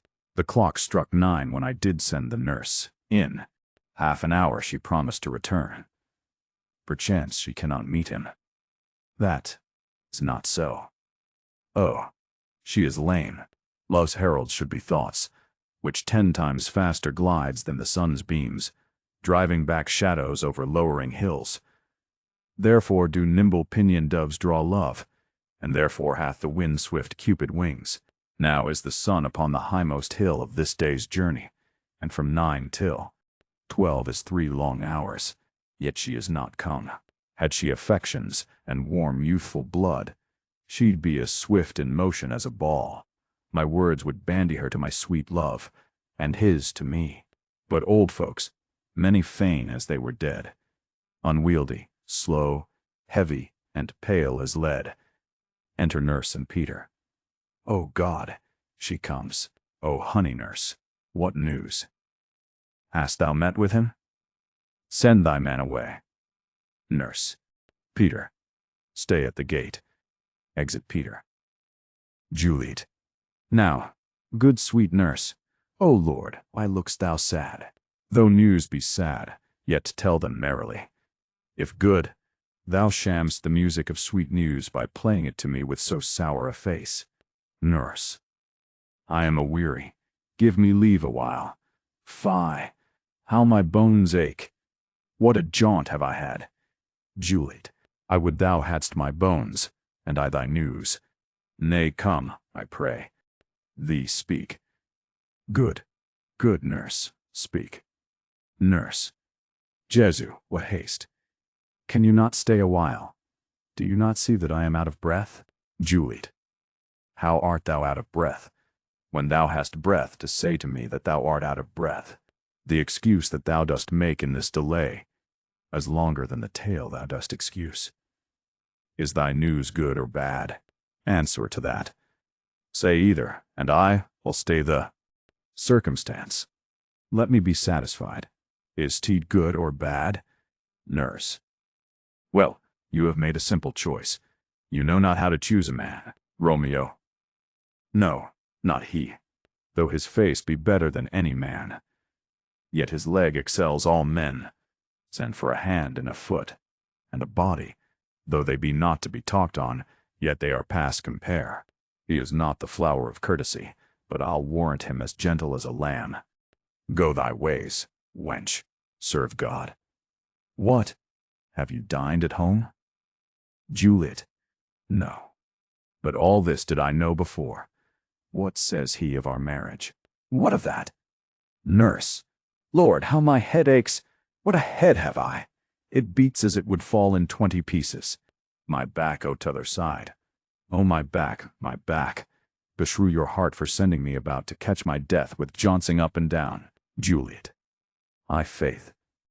I am sorry that thou art not well. Sweet, sweet, sweet nurse, tell me, what says my love? Nurse. Your love says, like an honest gentleman, and a courteous, and a kind, and a handsome, and I warrant a virtuous. Where is your mother? Juliet. Where is my mother? Why? She is within. Where should she be? How oddly thou repliest. Your love says, like an honest gentleman. Where is your mother? Nurse. O God's lady dear, are you so hot? Mary, come up, I trow. Is this the poultice for my aching bones? Henceforward do your messages yourself. Juliet. Here, such a coil. Come, what says Romeo? Nurse. Have you got leave to go to shrift today? Juliet. I have. Nurse. Then hie you hence to Friar Lawrence' cell. There stays a husband to make you a wife. Now comes the wanton blood up in your cheeks. They'll be in scarlet straight at any news. Hie you to church. I must another way, to fetch a ladder by the which your love must climb a bird's nest soon when it is dark. I am the drudge, and toil in your delight, but you shall bear the burden soon at night. Go. I'll to dinner. Hie you to the cell, Juliet. Hie to high fortune. Honest nurse, farewell. St. Vix. Friar Lawrence, cell. Enter Friar Lawrence and Romeo. Friar Lawrence. So smile the heavens upon this holy act, that after hours with sorrow chide us not. Romeo. Amen. Amen. But come what sorrow can, it cannot countervail the exchange of joy that one short minute gives me in her sight. Do thou but close our hands with holy words, then love devouring death do what he dare. It is enough I may but call her mine. Friar Lawrence. These violent delights have violent ends, and in their triumph die, like fire and powder, which as they kiss consume. The sweetest honey is loathsome in his own deliciousness, and in the taste confounds the appetite. Therefore love moderately. Long love doth so. Too swift arrives as tardy as too slow. Enter Juliet. Here comes the lady. Oh, so light of foot will never wear out the everlasting flint. A lover may bestride the gossamers that idles in the wanton summer air, and yet not fall. So light is vanity. Juliet. Good even to my ghostly confessor. Friar Lawrence. Romeo shall thank thee, daughter, for us both. Juliet. As much to him, else is his thanks too much. Romeo. Ah, Juliet, if the measure of thy joy be heaped like mine, and that thy skill be more to blazon it, then sweeten with thy breath this neighbor air, and let rich music's tongue unfold the imagined happiness that both receive in either by this dear encounter. Juliet. Conceit more rich in matter than in words, brags of his substance, not of ornament. They are but beggars that can count their worth. But my true love is grown to such excess, I cannot sum up some of half my wealth. Friar Lawrence. Come, come with me, and we will make short work. For, by your leaves, you shall not stay alone till Holy Church incorporate two in one. Scene 1. A public place. Enter Mercutio, Benvolio, page and servants. Benvolio. I pray thee, good Mercutio, let's us retire. The day is hot, the Capulets abroad, and if we meet, we shall not scape a brawl. For now these hot days is the mad blood stirring. Mercutio. Thou art like one of these fellows that, when he enters the confines of a tavern, claps me his sword upon the table, and says, God send me no need of thee, and by the operation of the second cup draws him on the drawer, when indeed there is no need. Benvolio. Am I like such a fellow? Mercutio. Come, come. Thou art as hot a jack in thy mood as any in Italy, and as soon moved to be moody, and as soon moody to be moved. Benvolio. And what two? Mercutio. Nay, and there were two such.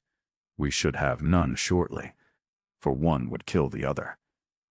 Thou?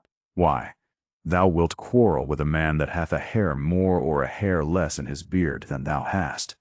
Thou wilt quarrel with a man for cracking nuts, having no other reason, but because thou hast hazel eyes. What eye but such an? I would spy out such a quarrel? Thy head is as full of quarrels as an egg is full of meat, and yet thy head hath been beaten as addle as an egg for quarreling. Thou hast quarrelled with a man for coughing in the street, because he hath wakened thy dog that hath lain asleep in the sun. Didst thou not fall out with a tailor for wearing his new doublet before Easter? with another for tying his new shoes with an old riband, and yet thou wilt tutor me from quarreling. Benvolio, and I were so apt to quarrel as thou art, any man should buy the fee simple of my life for an hour and a quarter. Mercutio, the fee simple. Oh, simple. Enter Tybalt and others. Benvolio, by my head, here comes the Capulets. Mercutio, by my heel, I care not. Tybalt, follow me close, for I will speak to them. Gentlemen, good den, a word with one of you. Mercutio, and but one word with one of us. Couple it with something. Make it a word and a blow. Tybalt, you shall find me apt enough to that, sir, and you will give me occasion. Mercutio, could you not take some occasion without giving? Tybalt, Mercutio, thou consortest with Romeo. Mercutio, consort? What? Dost thou make us minstrels? And thou make minstrels of us. Look to hear nothing but discords. Here's my fiddlestick, here's that shall make you dance. Zounds, consort. Benvolio, we talk here in the public haunt of men. Either withdraw into some private place, and reason coldly of your grievances, or else depart. Here all eyes gaze on us. Mercutio, men's eyes were made to look, and let them gaze. I will not budge for no man's pleasure. I. Enter Romeo. Tybalt, well, peace be with you, sir. Here comes my man. Mercutio, but I will be hanged, sir, if you wear your livery. Mary, go before the field, he will be your follower. Your worship in that sense may call him man. Wybalt, Romeo, the love I bear thee can afford no better term than this. Thou art a villain. Romeo, Tybalt, the reason that I have to love thee doth much excuse the appertaining rage to such a greeting. Villain am I none, therefore farewell. I see thou know'st me not. Tybalt, boy, this shall not excuse the injuries that thou hast done me. Therefore turn and draw. Romeo, I do protest I never injured thee. Love thee better than thou canst devise till thou shalt know the reason of my love. And so good Capulet, which name I tender as dearly as mine own, be satisfied. Mercutio, O calm, dishonorable, vile submission. Draws. Alastacata carries it away. Tybalt, you rat-catcher, will you walk? Tybalt, what wouldst thou have with me? Mercutio, good king of cats, nothing but one of your 9 lives, that I mean to make bold withal, and, as you shall use me hereafter, dry beat the rest of the 8. Will you pluck your sword out of his pilcher by the ears? Make haste, lest mine be about your ears ere it be out. Tybalt, drawing. I am for you, Romeo. Gentle Mercutio, put thy rapier up. Mercutio, come, sir, your passado. They fight. Romeo, draw. Benvolio, beat down their weapons. Gentlemen, for shame, forbear this outrage. Tybalt, Mercutio, the prince expressly hath forbid this bandying in Verona streets. Hold, Tybalt. Good. Mercutio, exeunt Tybalt with his partisans. Mercutio, I am hurt. A plague o' both your houses. I am sped. Is he gone, and hath nothing? Benvolio, what, art thou hurt? Mercutio, I, a scratch, Mary. 'Tis enough. Where is my page?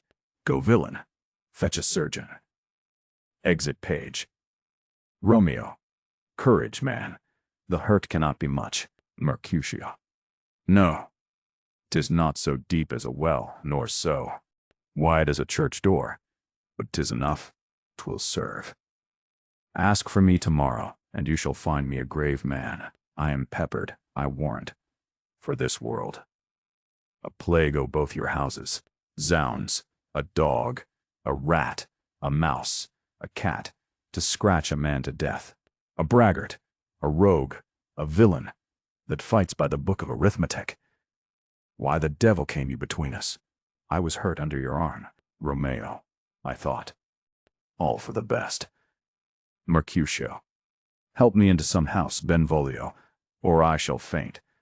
A plague o' both your houses, they have made worms meat of me. I have it, and soundly too.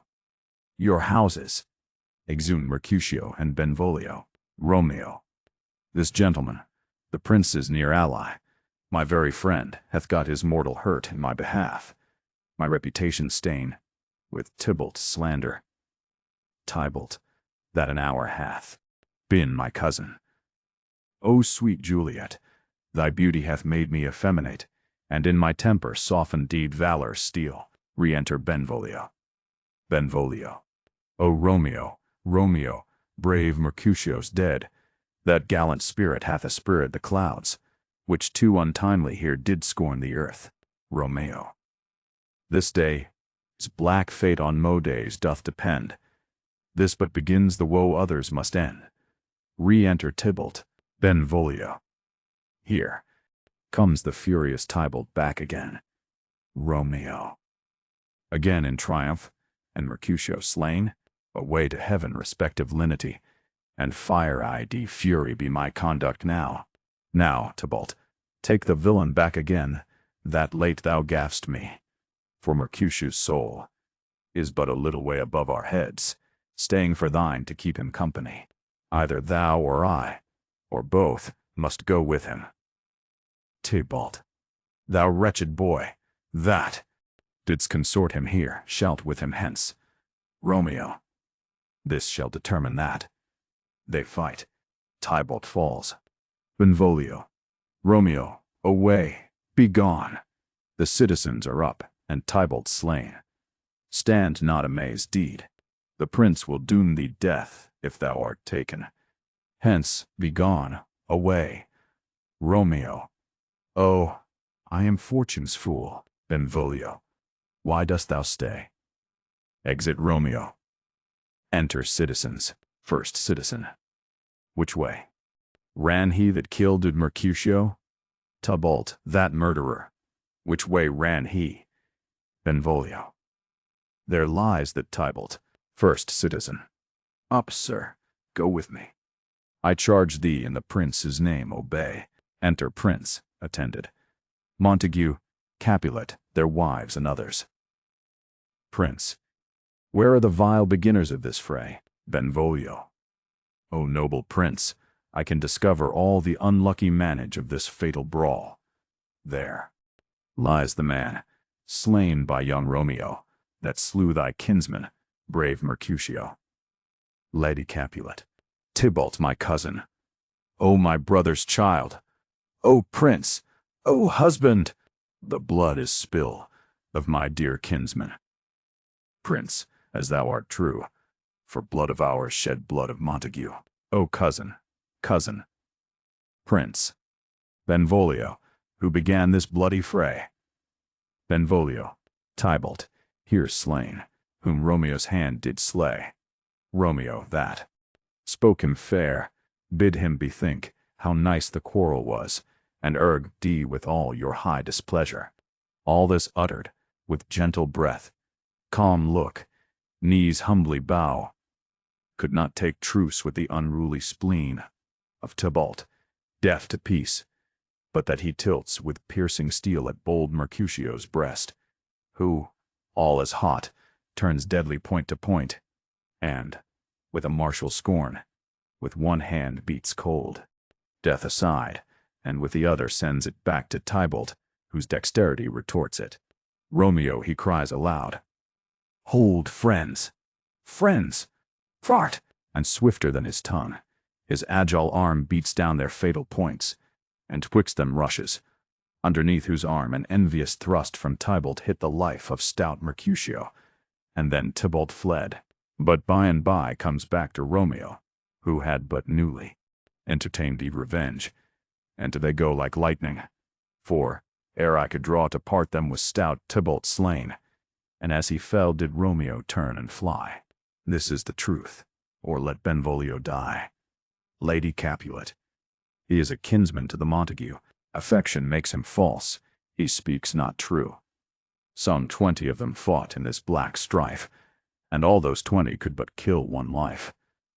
I beg for justice, which thou, Prince, must give. Romeo slew Tybalt, Romeo must not live. Prince, Romeo slew him, he slew Mercutio, who now the price of his dear blood doth owe. Montague, not Romeo, Prince, he was Mercutio's friend. His fault concludes but what the law should end, the life of Tybalt, and for that offense, immediately we do exile him hence. I have an interest in your hate's proceeding. My blood for your rude brawls doth lie a-bleeding, but I'll immerse you with so strong a fine, that you shall all repent the loss of mine. I will be deaf to pleading and excuses, nor tears nor prayers shall purchase out abuses. Therefore use none. Let Romeo hence in haste, else, when he is found, that hour is his last. Bear hence this body, and attend our will, mercy but murders, pardoning those that. Scene 2. A room in Capulet's house. Enter Juliet. Juliet. Juliet. Juliet. Juliet, gallop apace, you fiery-footed steeds, towards Phoebus' lodging. Such a wagoner as Phaeton would whip you to the west, and bring in cloudy night immediately. Spread thy close curtain, love-performing night, that runaways' eyes may wink, and Romeo leap to these arms, untalked deed of and unseen, lovers can see to do their amorous rights by their own beauties. Or, if love be blind, it best agrees with night. Come, civil night, thou sober-suited matron, all in black, and learn me how to lose a winning match. Play thee for a pair of stainless maidenhoods, hood my unmanded blood, bating in my cheeks, with thy black mantle, till strange love grow bold. Think true love acted simple modesty. Come, night, come Romeo, come, thou day, in night. For thou wilt lie upon the wings of night whiter than new snow upon a raven's back. Come gentle night, come loving black-browed night. Give me my Romeo, and when I shall die, take him and cut him out in little stars, and he will make the face of heaven so fine that all the world will be in love with night, and pay no worship to the garish sun. Oh, I have bought the mansion of a love, but not possess, did it, and though I am sold, not yet enjoy. So tedious is this day, as is the night before some festival, to an impatient child that hath new robes, and may not wear them. Oh, here comes my nurse, and she brings news, and every tongue that speaks but Romeo's name speaks heavenly eloquence. Enter nurse, with cords. Now, nurse, what news? What hast thou there? The cords that Romeo bid thee fetch. Nurse. I, the cords. Throws them down. Juliet. I me, what news? Why dost thou wring thy hands? Nurse. Ah, well a day, he's dead, he's dead, he's dead, he's dead. We are undone, lady, we are undone. Alack the day, he's gone. He's kill, he's dead. Juliet. Can heaven be so envious? Nurse. Romeo can, though heaven cannot. O Romeo, Romeo, whoever would have thought it? Romeo. Juliet. What devil art thou that dost torment me thus? This torture should be roar-deed in dismal hell. Hath Romeo slain himself? Say thou but I, and that bare vowel I shall poison more than the death-darting eye of cockatrice. I am not I, if there be such an eye, or those eyes shut that make the answer I. If he be slain, say I. Or if not, no. Brief sounds determine of my weal or woe. Nurse. I saw the wound. I saw it with mine eyes. God save the mark. Here on his manly breast, a piteous course, a bloody piteous course, pale, pale as ashes, all bedaubed it in blood, all in gore blood. I swounded at the sight. Juliet. Oh, break, my heart. Poor bankrout, break at once. to prison, eyes, netter look on liberty.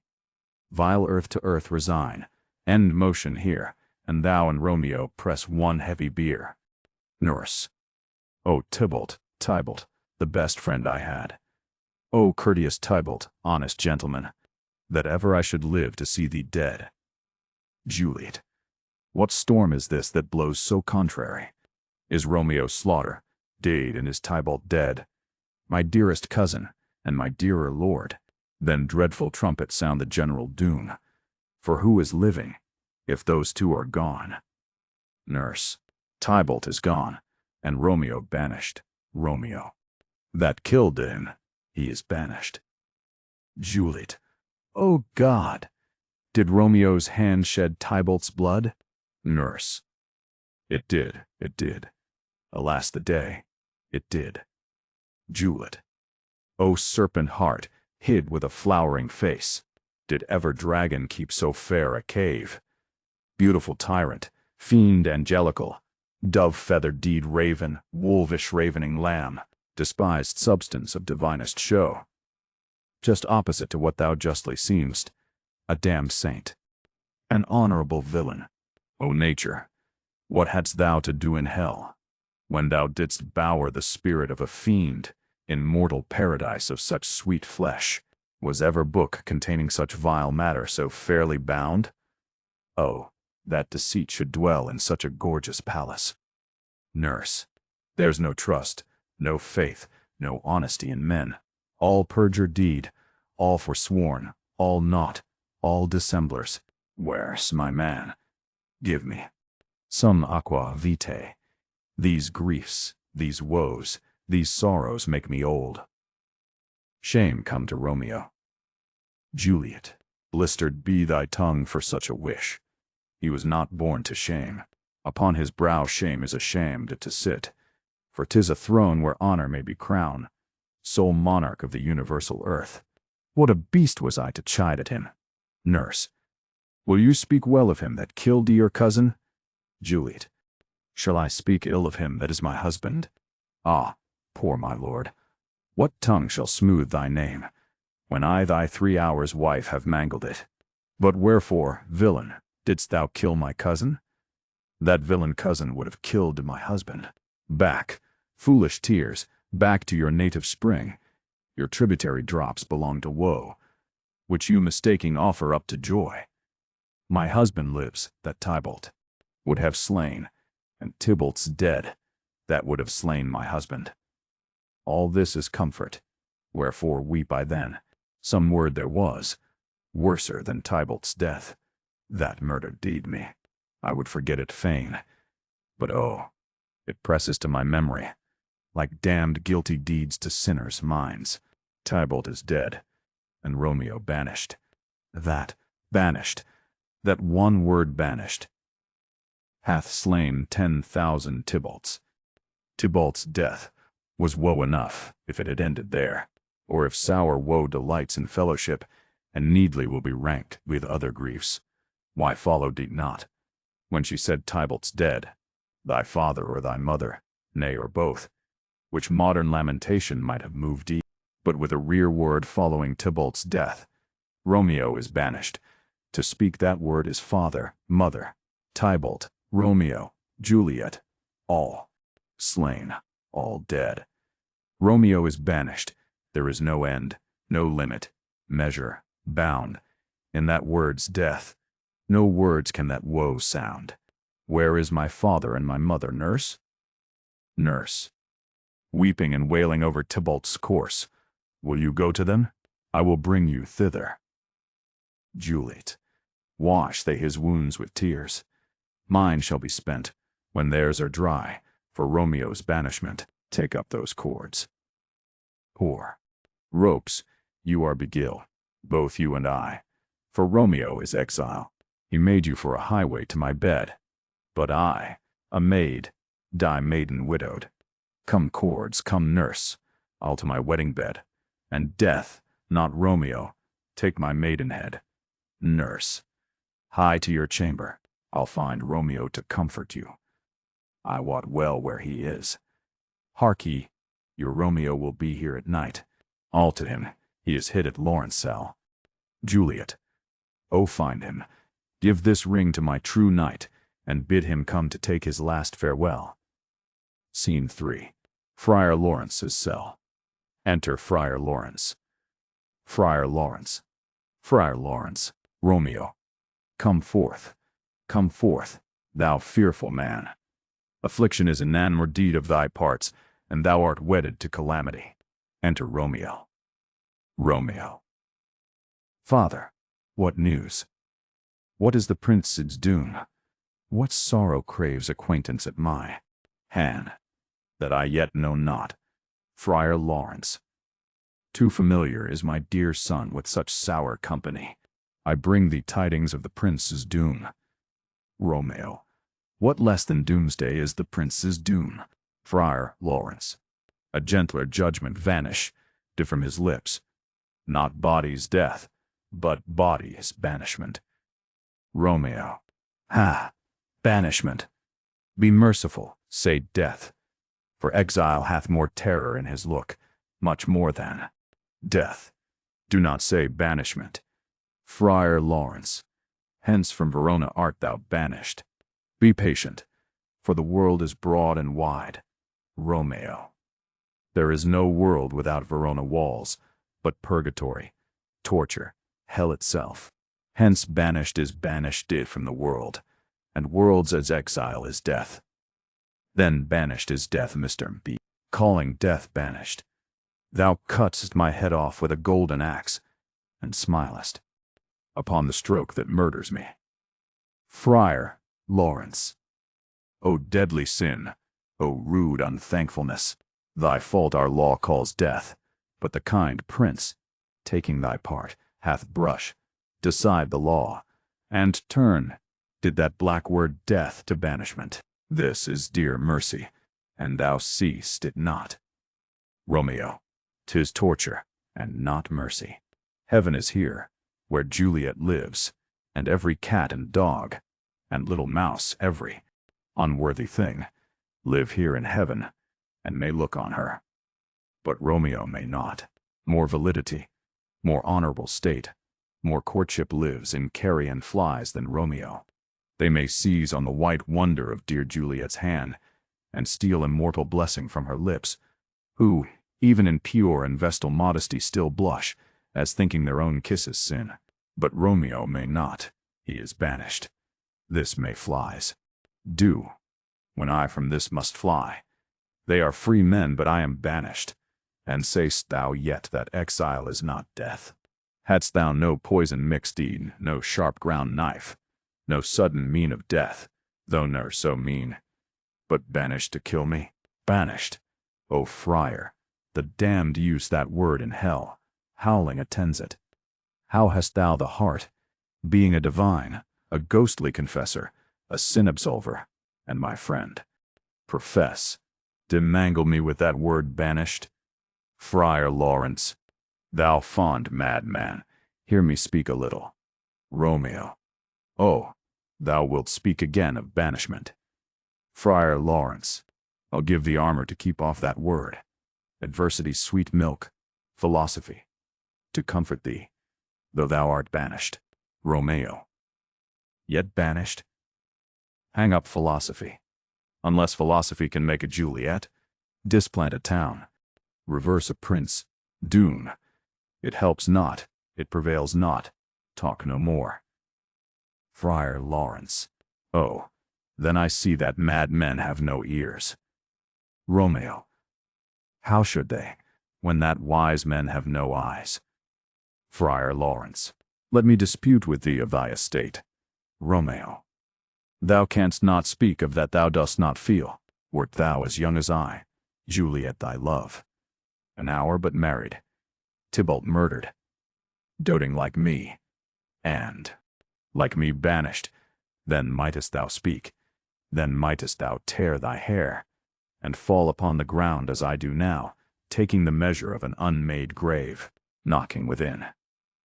Friar Lawrence. Arise. One knocks. Good Romeo, hide thyself.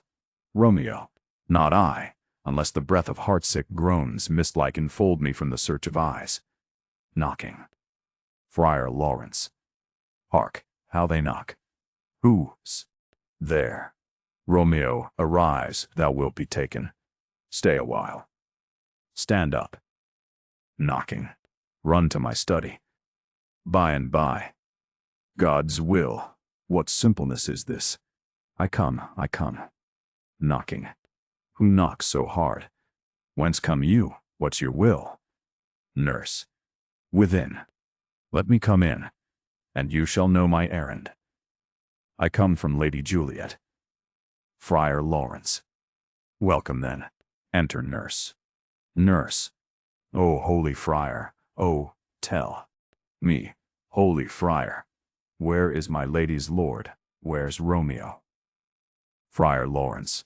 There on the ground, with his own tears made drunk. Nurse. Oh, he is even in my mistress' case. Just in her case. Oh, woeful sympathy, piteous predicament. Even so lies she, blubbering and weeping, weeping and blubbering. Stand up, stand up, stand, and you be a man. For Juliet's sake, for her sake, rise and stand. Why should you fall into so deep an Romeo. Nurse. Nurse. Ah, sir, ah, sir, ah, sir, death's the end of all. Romeo. Spakest thou of Juliet? How is it with her? Doth not she think me an old murderer? Now I have stained the childhood of our joy, with blood removed but little from her own. Where is she? And how doth she? And what says my concealed lady to our cancelled love? Nurse. Oh, she says nothing, sir, but weeps, and weeps, and now falls on her bed, and then starts up, and Tybalt calls, and then on Romeo cries, and then down falls again. Romeo. As if that name, shot from the deadly level of a gun, did murder her, as that name's cursed hand murdered did her kinsman. Oh, tell me, friar, tell me, in what vile part of this anatomy doth my name lodge? Tell me, that I may sack the hateful mansion, drawing his sword. Friar Lawrence. Hold thy desperate hand. Art thou a man? Thy form cries out thou art. Thy tears are womanish. Thy wild acts denote the unreasonable fury of a beast, unseemly woman in a seeming man, and ill-beseeming beast in seeming both.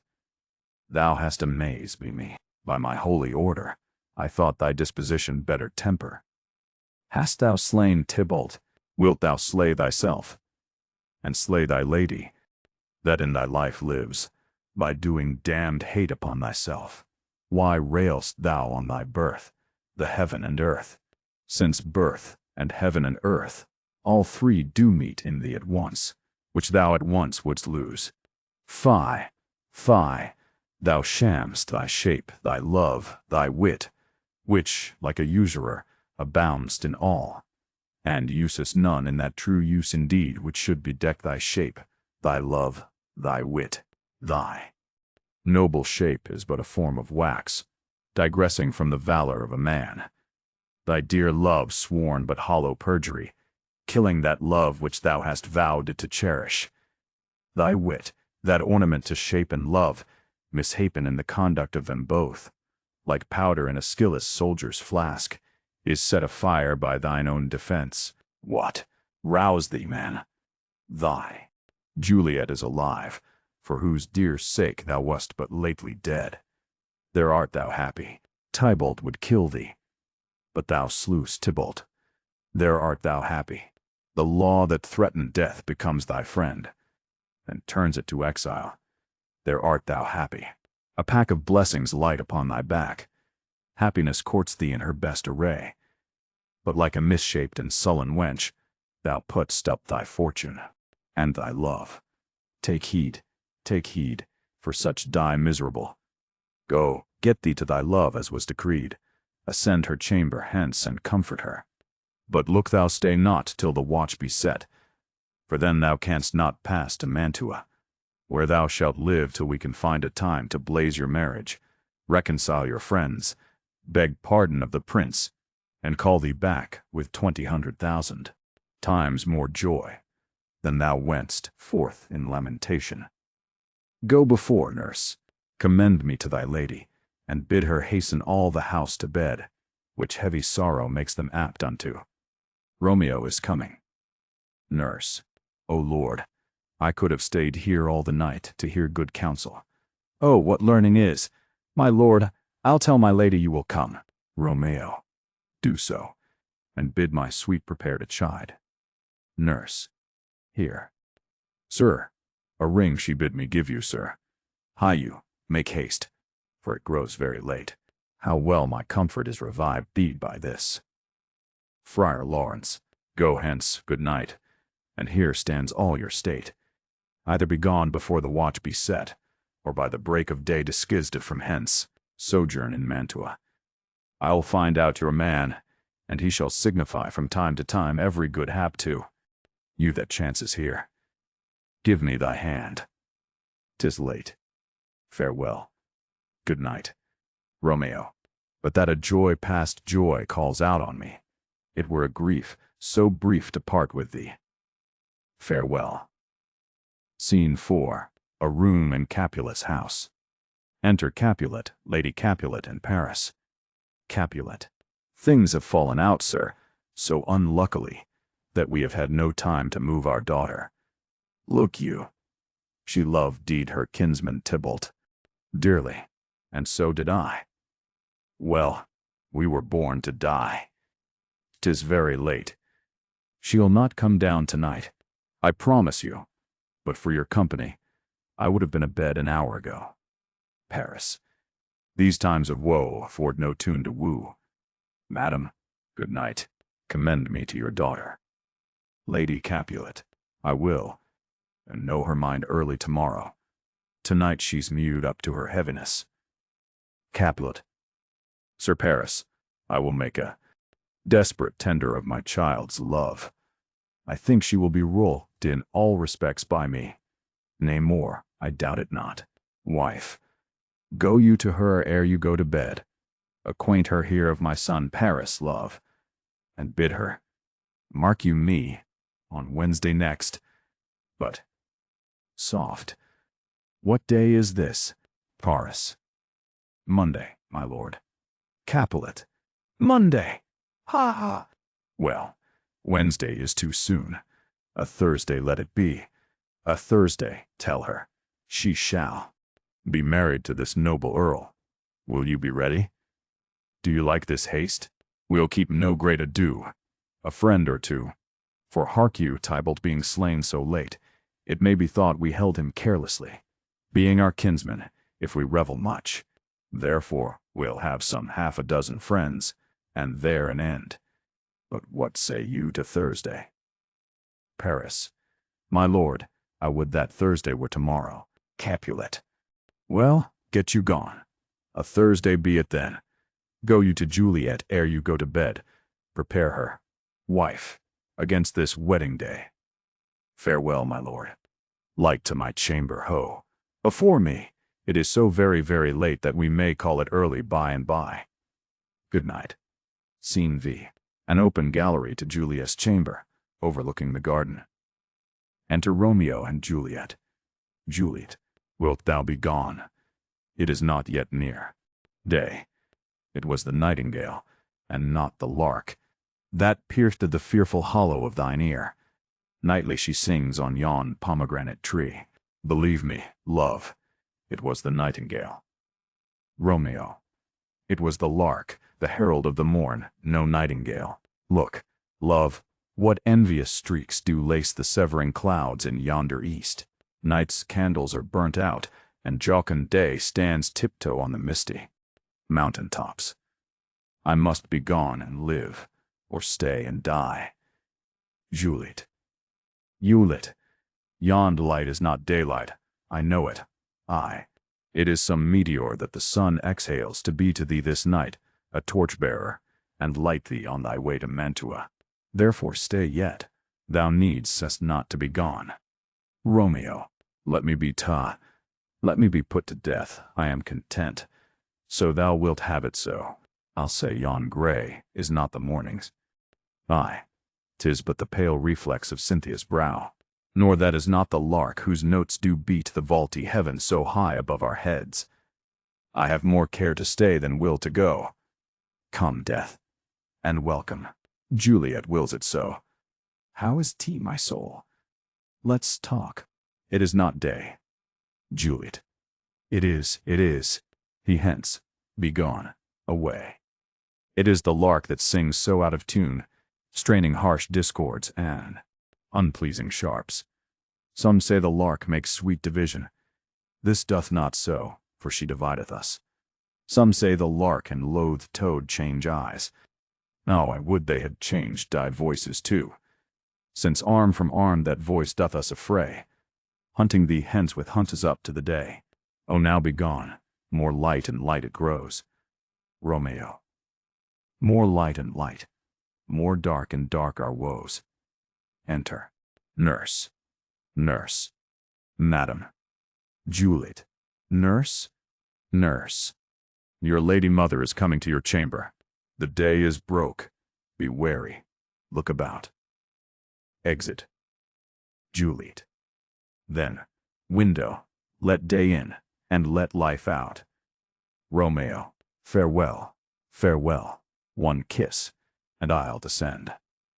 Descends. Juliet. Art thou gone so?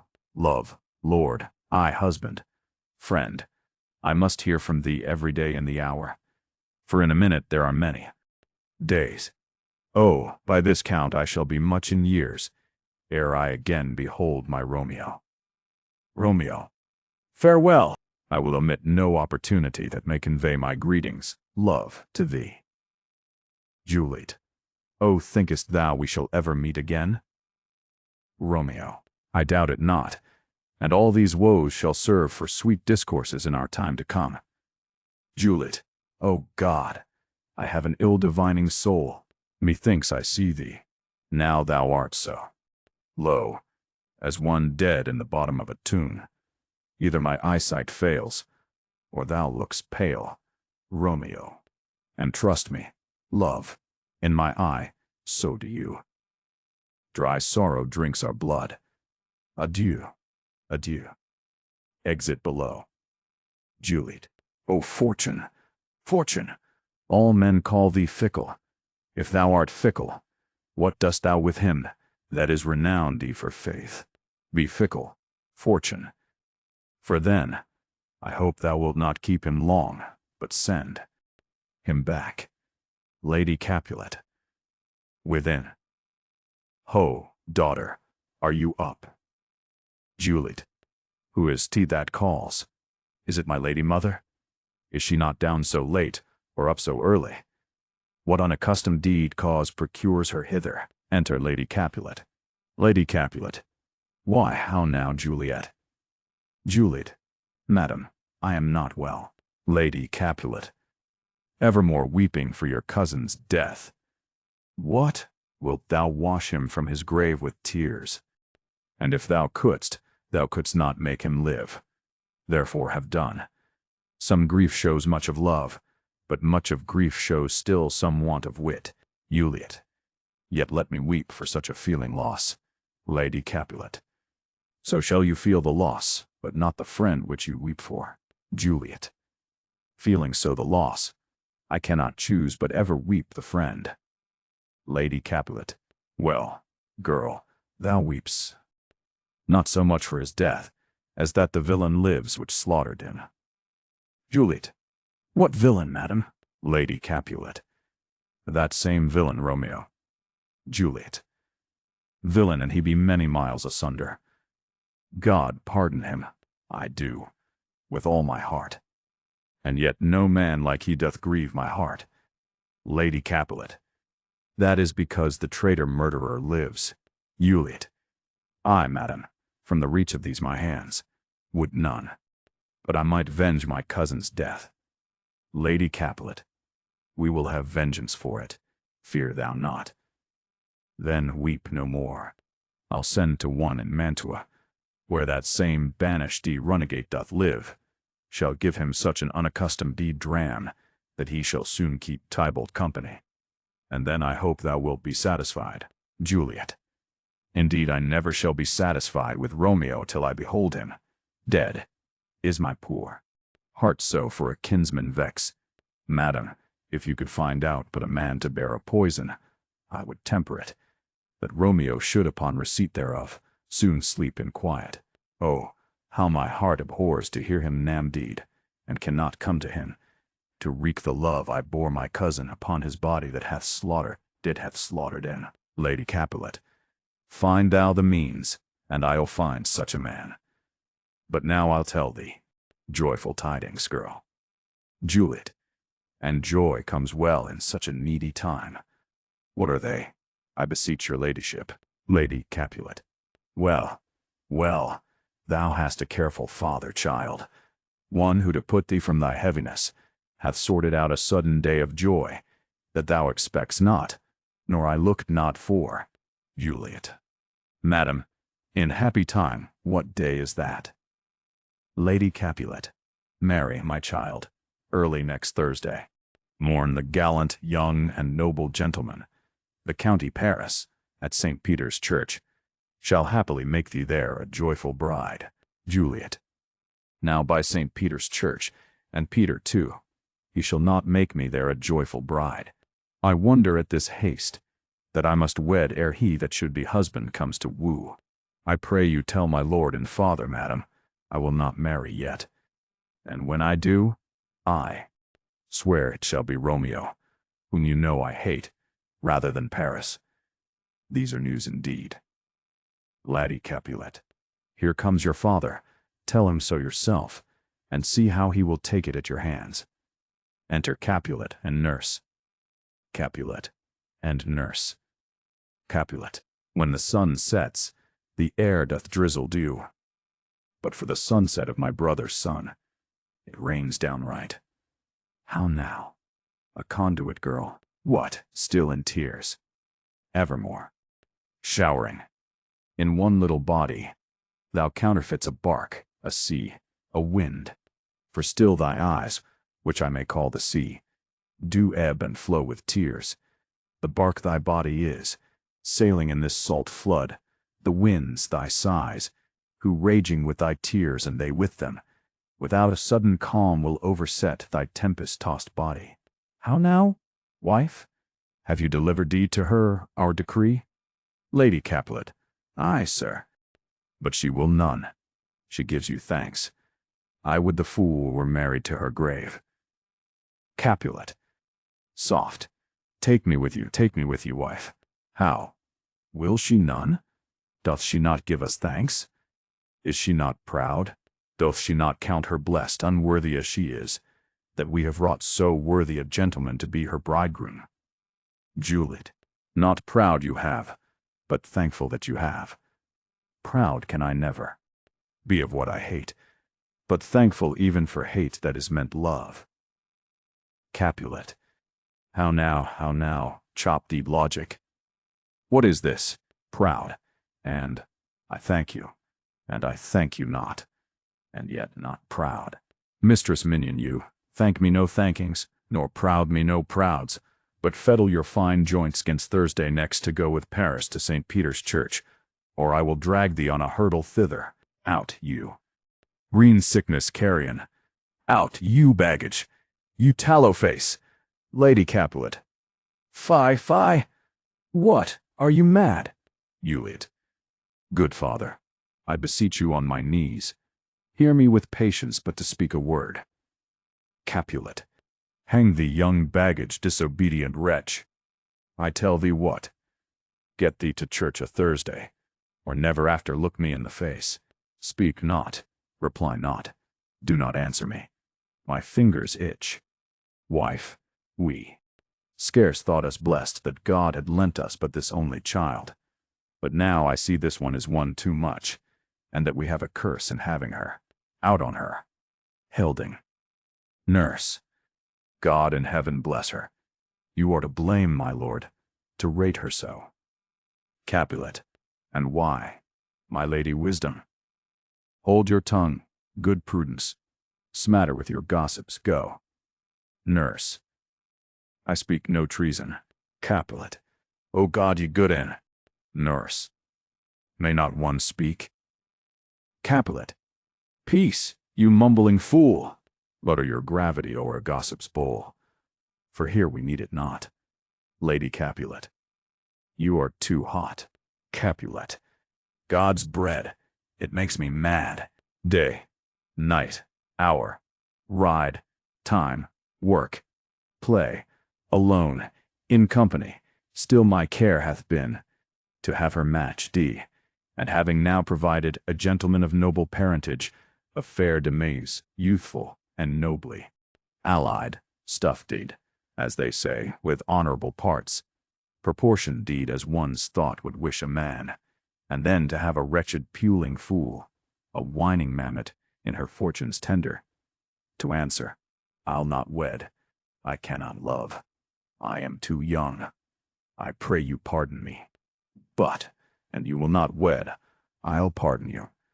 Graze where you will, you shall not house with me. Look to, think on, teat, I do not use to. Jest, Thursday is near. Lay hand on heart, advise. And you be mine, I'll give you to my friend. And you be not, hang, beg, starve, die in the streets. For by my soul, I'll never acknowledge thee, nor what is mine shall never do thee good. Trust to, bethink you, I'll not be forsworn. Exit. Juliet. Is there no pity sitting in the clouds, that sees into the bottom of my grief? O sweet my mother, cast me not away. Delay this marriage for a month, a week. Or, if you do not, make the bridal bed in that dim monument where Tybalt lies. Lady Capulet. Talk not to me, for I'll not speak a word. Do as thou wilt, for I have done with thee. Exit. Juliet. O God! O nurse! How shall this be prevented? My husband is on earth, my faith in heaven. How shall that faith return again to earth, unless that husband send it me from heaven, by leaving earth? Comfort me, counsel me. Alack, alack, that heaven should practice stratagems upon so soft a subject as myself. What say'st thou? Hast thou not a word of joy?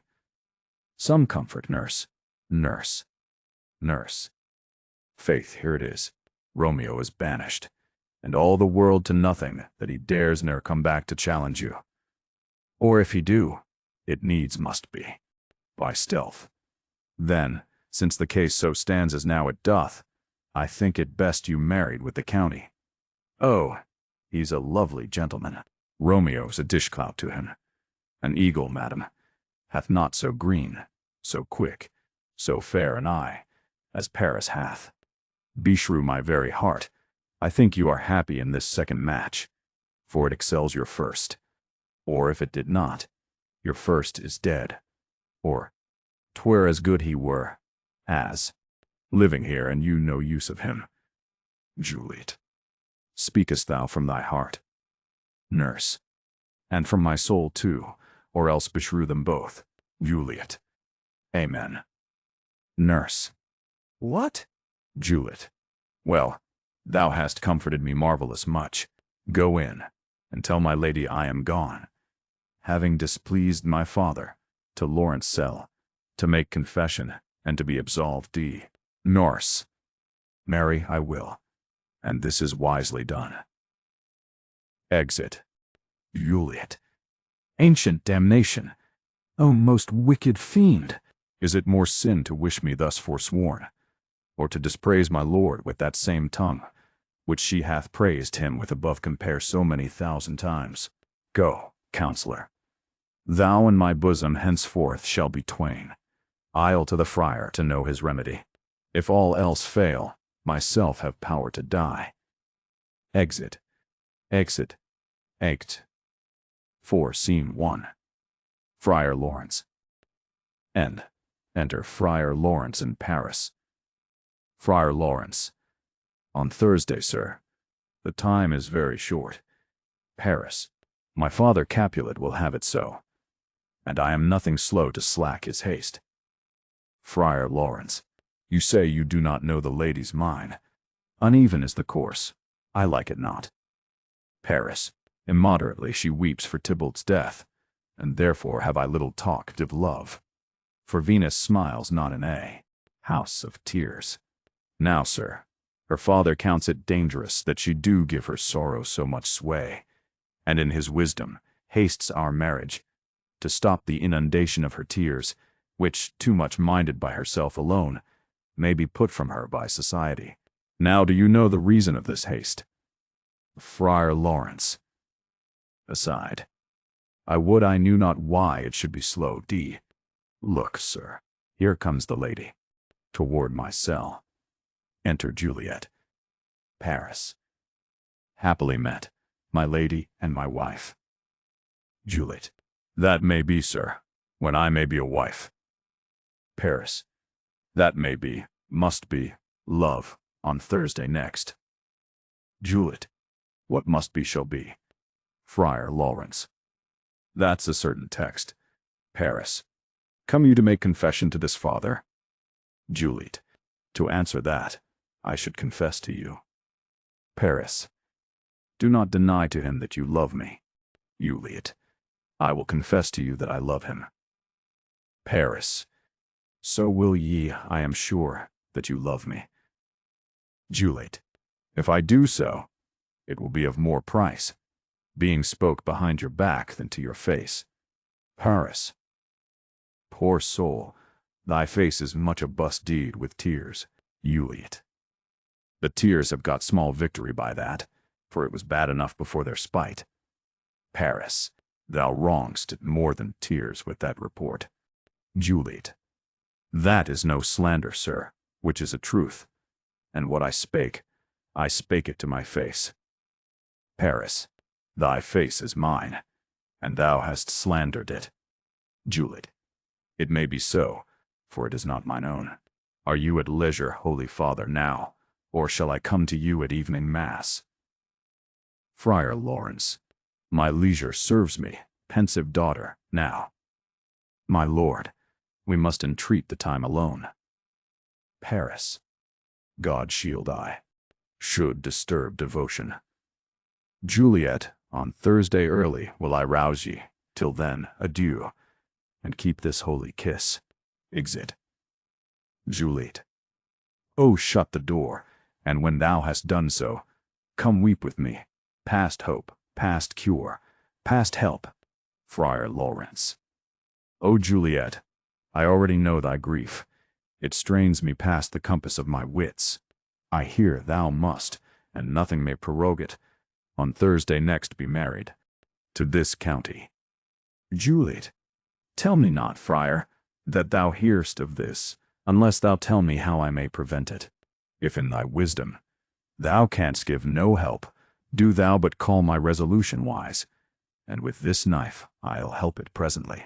God joined my heart and Romeo's, thou our hands, and ere this hand by thee to Romeo's seal deed, shall be the label to another deed, or my true heart with treacherous revolt turn to another, this shall slay them both. Therefore, out of thy long experience time, give me some present counsel, or behold, twixt my extremes and me this bloody knife shall play the empire, arbitrating that which the commission of thy years and art could to no issue of true honor bring. Be not so long to speak. I long to die, if what thou speak'st, speak not of remedy. Friar Lawrence. Hold, daughter, I do spy a kind of hope, which craves as desperate an execution, as that is desperate which we would prevent. If, rather than to marry County Paris, thou hast the strength of will to slay thyself, then is it likely thou wilt undertake a thing like death to chide away this shame, that copst with death himself to scape from it. And if thou darest, I'll give thee remedy. Juliet.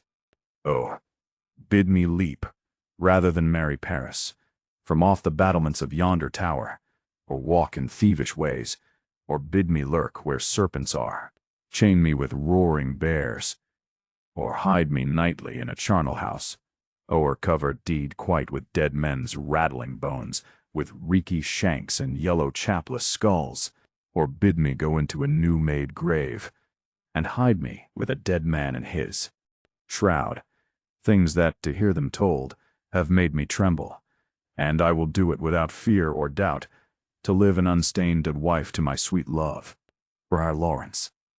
Hold then, go home, be merry, give consent to marry Paris. Wednesday is tomorrow.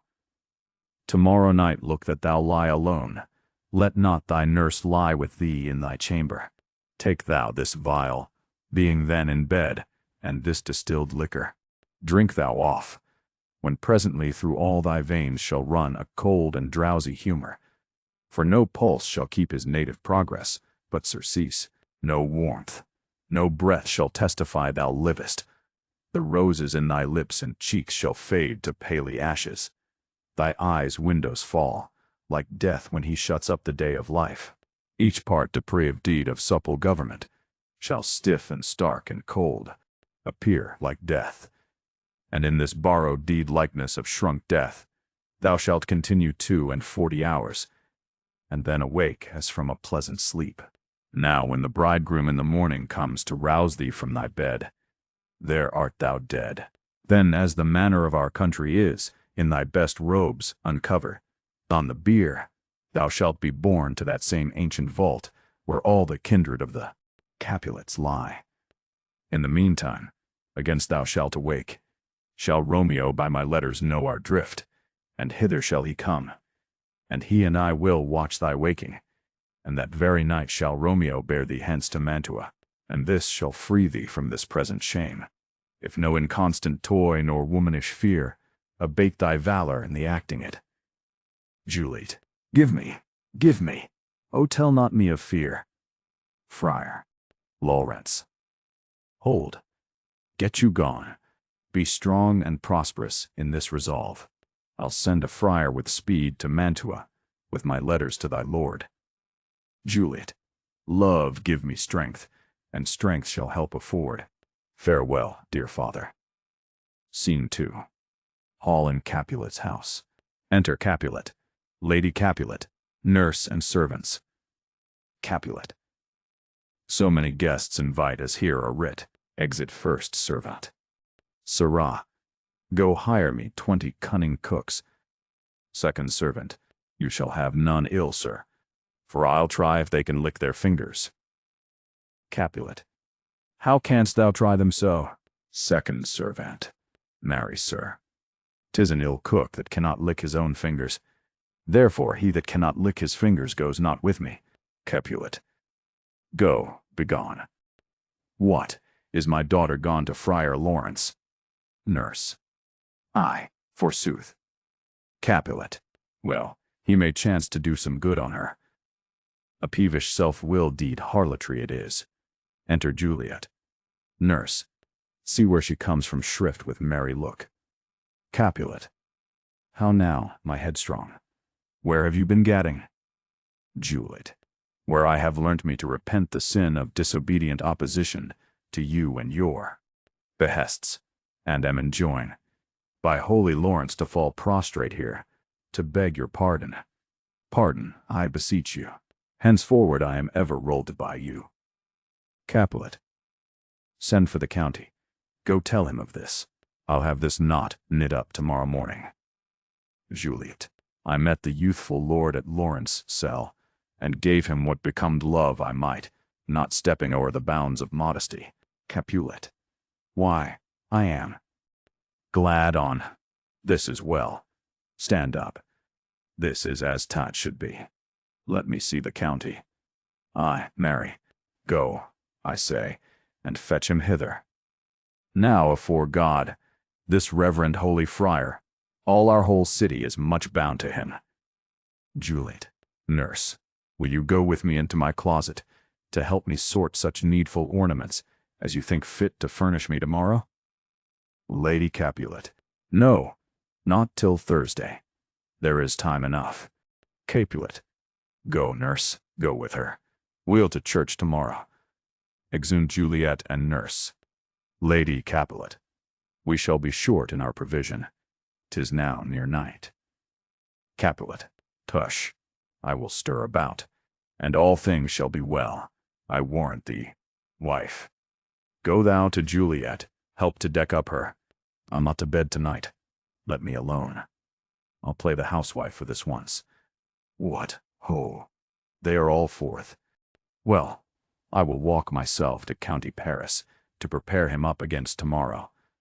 My heart is wondrous light, since this same wayward girl is so reclaimed. Scene 3. Juliet's chamber. Enter Juliet and nurse. Juliet. Aye, those attires are best.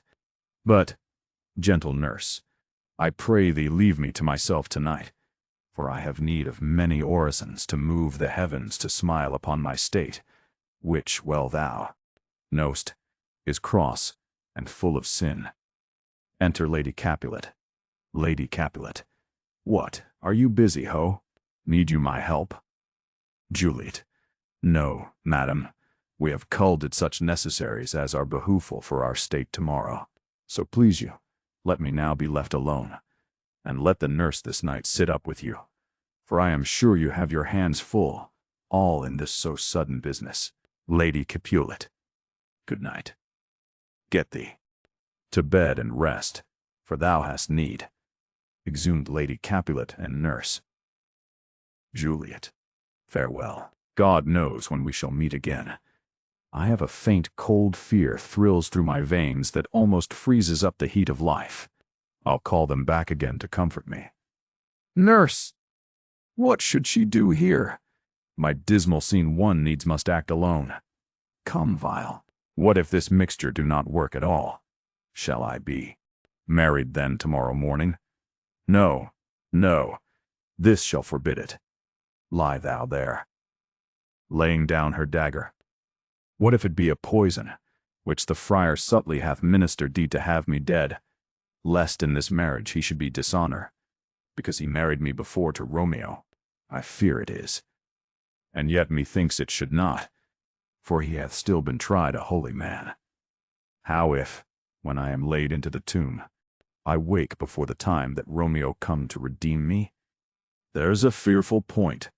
Shall I not then be stifled in the vault, to whose foul mouth no healthsome air breathes in, and there die strangled ere my Romeo comes? Or, if I live, is it not very like the horrible conceit of death and night, together with the terror of the place, as in a vault, an ancient receptacle, where for this many hundred years the bones of all my buried ancestors are packed, where bloody Tybalt, yet but green in earth, lies festering in his shroud, where, as they say, at some hours in the night spirits resort. Alack, alack, is it not like that I, so early waking, what with loathsome smells and shrieks like mandrakes torn out of the earth, that living mortals, hearing them, run mad? Oh, if I wake, shall I not be distraught, environed with all these hideous fears, and madly play with my forefathers' joints, and pluck the mangled Tybalt from his shroud? And, in this rage, with some great kinsman's bone, as with a club, dash out my desperate brains? Oh, look, methinks I see my cousin's ghost seeking out Romeo that did spit his body upon a rapier's point. Stay, Tybalt, stay. Romeo, Romeo, Romeo, here's drink. Aye, drink to thee. Throws herself on the bed. Scene 4. Hall in Capulet's house. Enter Lady Capulet and nurse. Lady Capulet. Hold, take these keys and fetch more spices, nurse. Nurse. They call for dates and quinces in the pastry. Enter Capulet. Capulet. Come, stir, stir, stir. The second cock hath crow. The curfew bell hath rung. 'Tis 3 o'clock. Look to the beck D meats. Good. Andilica. Spare not for cost. Nurse. Go. You caught queen. Go. Get you to bed. Faith, you'll be sick tomorrow, for this night's watching. Capulet. No, not a whit. What? I have watched thee ere now, all night for lesser cause, and have been sick. Lady Capulet. Aye, you have been a mouse hunt in your time, but I will watch you from such watching now. Exhumed Lady Capulet and nurse. Capulet. A jealous hood, a jealous hood. Enter servants, with spits, logs, and baskets. Now, fellow, what's there? First servant. Things for the cook, sir, but I know not what. Capulet. Make haste, make haste, make haste. Exit first servant. Sirrah, fetch drier logs.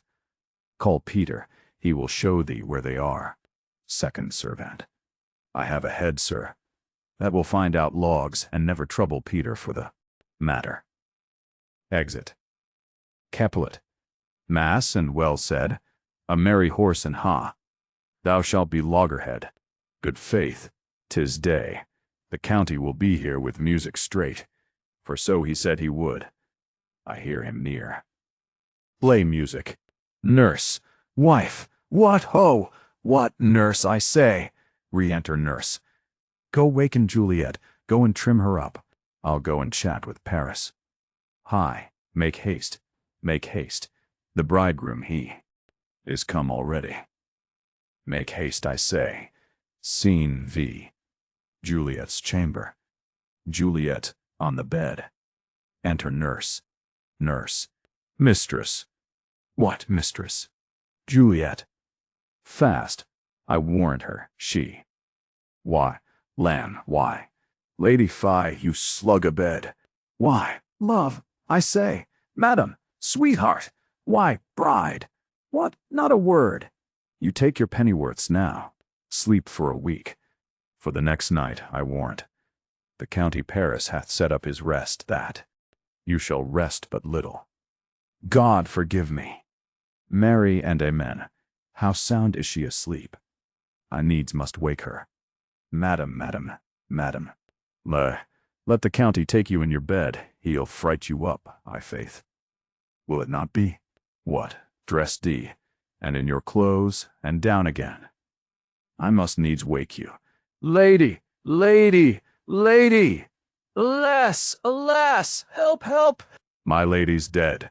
Oh, well a day that ever I was born. Some aqua vitae. My lord, my lord, my lady. Enter Lady Capulet. What noise is here? Nurse. O lamentable day. Lady Capulet. What is the matter? Nurse. Look, look. O heavy day. Lady Capulet. O me, my child, my only life. Revive, look up, or I will die with thee. Help, help, call help. Enter Capulet. Capulet. For shame, bring Juliet forth, her lord is come. Nurse. She's dead, decease, did decease. She's dead, alack the day. Lady Capulet. Alack the day. She's dead. She's dead. Capulet. Ha! Let me see her. Out, alas. She's cold. Her blood is settled, and her joints are stiff. Life and these lips have long been separated. Death lies on her like an untimely frost upon the sweetest flower of all the field. Nurse. O lamentable day. Lady Capulet. O woeful time. Capulet. Death, that hath ta'en her hence to make me wail, ties up my tongue, and will not let me speak. Enter Friar Lawrence and Paris with musicians. Friar Lawrence. Come, is the bride ready to go to church? Capulet. Ready to go, but never to return. O son, the night before thy wedding day hath death lain with thy bride. There she lies, flower as she was, deflowered by him. Death is my son-in-law. Death is my daughter he hath wedded. I will die, and leave him all. Life, living, all is death. Paris, have I thought long to see this morning's face, and doth it give me such a sight as this? Lady Capulet. Occurs D, unhappy, wretched, hateful day. Most miserable hour that ere time saw in lasting labor of his pilgrimage. But one poor and loving child, but one thing to rejoice and solace in, and cruel death hath catched it from my sight. Nurse. O woe! O woeful, woeful, woeful day! Most lamentable day! most woeful day that ever I did yet behold. O day, O day, O day, O hateful day. Never was seen so black a day as this. O woeful day, O woeful day. Paris. Beguiled, divorced, wronged, spited, slain, most detestable death, by thee beguiled, by cruel, cruel thee quite, overthrown. O love, O life, not life, but love in death. Capulet, despice, distressed, hated, martyr, kill, uncomfortable time. Why cam'st thou now to murder our solemnity? O child, O child, O child, my soul, and not my child, dead art thou. Alack, my child is dead, and with my child my joys are buried. Friar Lawrence. Peace, ho, for shame. Confusion's cure lives not in these confusions. Heaven and yourself had part in this fair maid, now heaven hath all, and all the better is it for the maid. Your part in her you could not keep from death, but heaven keeps his part in eternal life.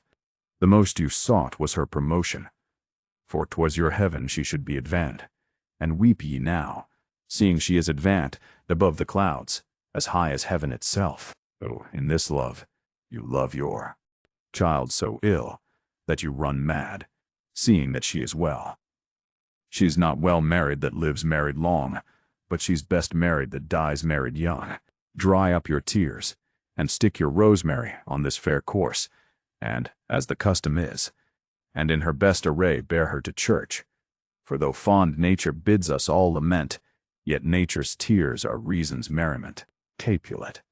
All things that we, ordained festival, turn from their office to black funeral, our instruments to melancholy bells, our wedding cheer to a sad burial feast, our solemn hymns to sullen dirges change, our bridal flowers serve for a buried corse, and all things change them to the contrary.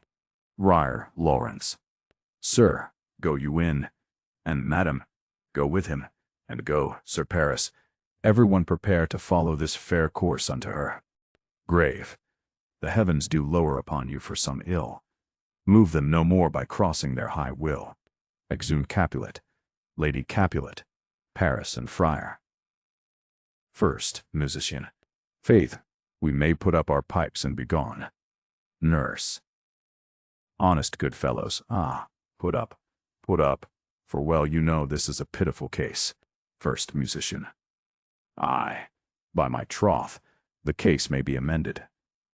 Exit Nurse. Enter Peter. Peter. Musicians, oh musicians, heart's ease. Oh, and you will have me live, play. Heart's ease. First Musician. Why, heart's ease. Peter. O musicians, because my heart itself plays. My heart is full.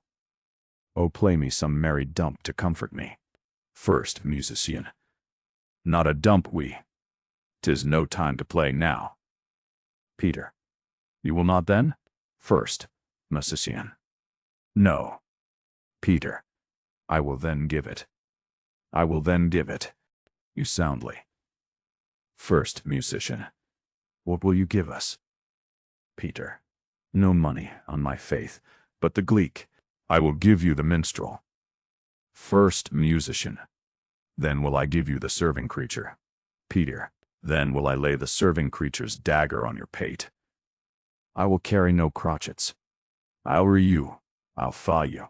Do you note me? First Musician. And you re us and fa us, you note us. Second Musician. Pray you put up your dagger, and put out your wit. Peter. Then have at you with my wit. I will dry beat you with an iron wit, and put up my iron dagger. Answer me like men. When griping griefs the heart doth wound, and doleful dumps the mind oppress, then music with her silver sound. Why silver sound? Why silver sound? Why, music with her silver sound. What say you, Simon Catling? First Musician. Marry, sir, because silver hath a sweet sound. Peter. Prates. What say you, he Rebek? Second musician. I say silver sound, because musicians sound for silver. Peter. Prates too. What say you, James Soundpost? Third musician. Faith. I know not what to say. Peter. I cry you mercy. You are the singer. I will say for you. It is music with her silver sound, because musicians have no gold for sounding. Exit. First musician. What a pestilent knave is this same. Second musician. Hang him, Jack.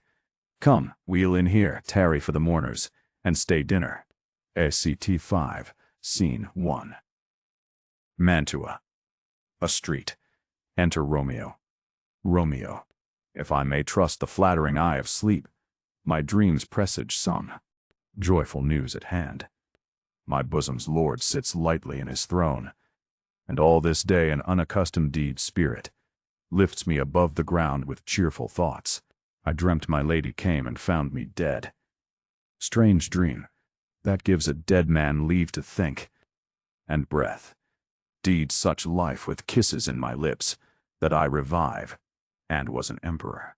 Ah, me, how sweet is love itself possess thee, when but love's shadows are so rich in joy.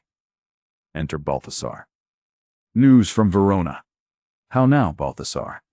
Dost thou not bring me letters from the friar? How doth my lady? Is my father well? How fares my Juliet? That I ask again, for nothing can be ill if she be well. Balthasar. Then she is well, and nothing can be ill. Her body sleeps in Capel's monument, and her immortal part with angels lives. I saw her laid low in her kindred's vault, and presently took post to tell it you. Oh, pardon me for bringing these ill news, since you did leave it for my office, sir. Romeo. Is it even so? Then I defy you, stars. Thou know'st my lodging. Get me ink and paper, and hire post-horses. I will hence tonight. Balthasar. I do beseech you, sir, have patience. Your looks are pale and wild, and do import some misadventure. Romeo. Tush, thou art deceived, D. Leave me, and do the thing I bid thee do. Hast thou no letters to me from the friar? Balthasar. No, my good lord. Romeo. No matter. Get thee gone, and hire those horses. I'll be with thee straight. Exit Balthasar. Well, Juliet, I will lie with thee tonight. Let's see for means. O mischief, thou art swift to enter in the thoughts of desperate men. I do remember Anne. Apothecary, and hereabouts he dwells, which late I noted in tattered weeds, with overwhelming brows, culling of simples, meager were his looks, sharp misery had worn him to the bones, and in his needy shop a tortoise hung, an alligator stuff, and other skins of ill-shaped fishes, and about his shelves a beggarly account of empty boxes, granents of pack-thread, and old cakes of roses were thinly scattered to make up a show. Noting this penury, to myself I said, and if a man did need a poison now, whose sale is present death in Mantua, here lives a caitiff wretch would sell it him. Oh, this same thought did but forerun my need, and this same needy man must sell it me. As I remember, this should be the house. Being holiday, the beggar's shop is shut. What? Ho! Apothecary! Enter apothecary. Apothecary. Who calls so loud?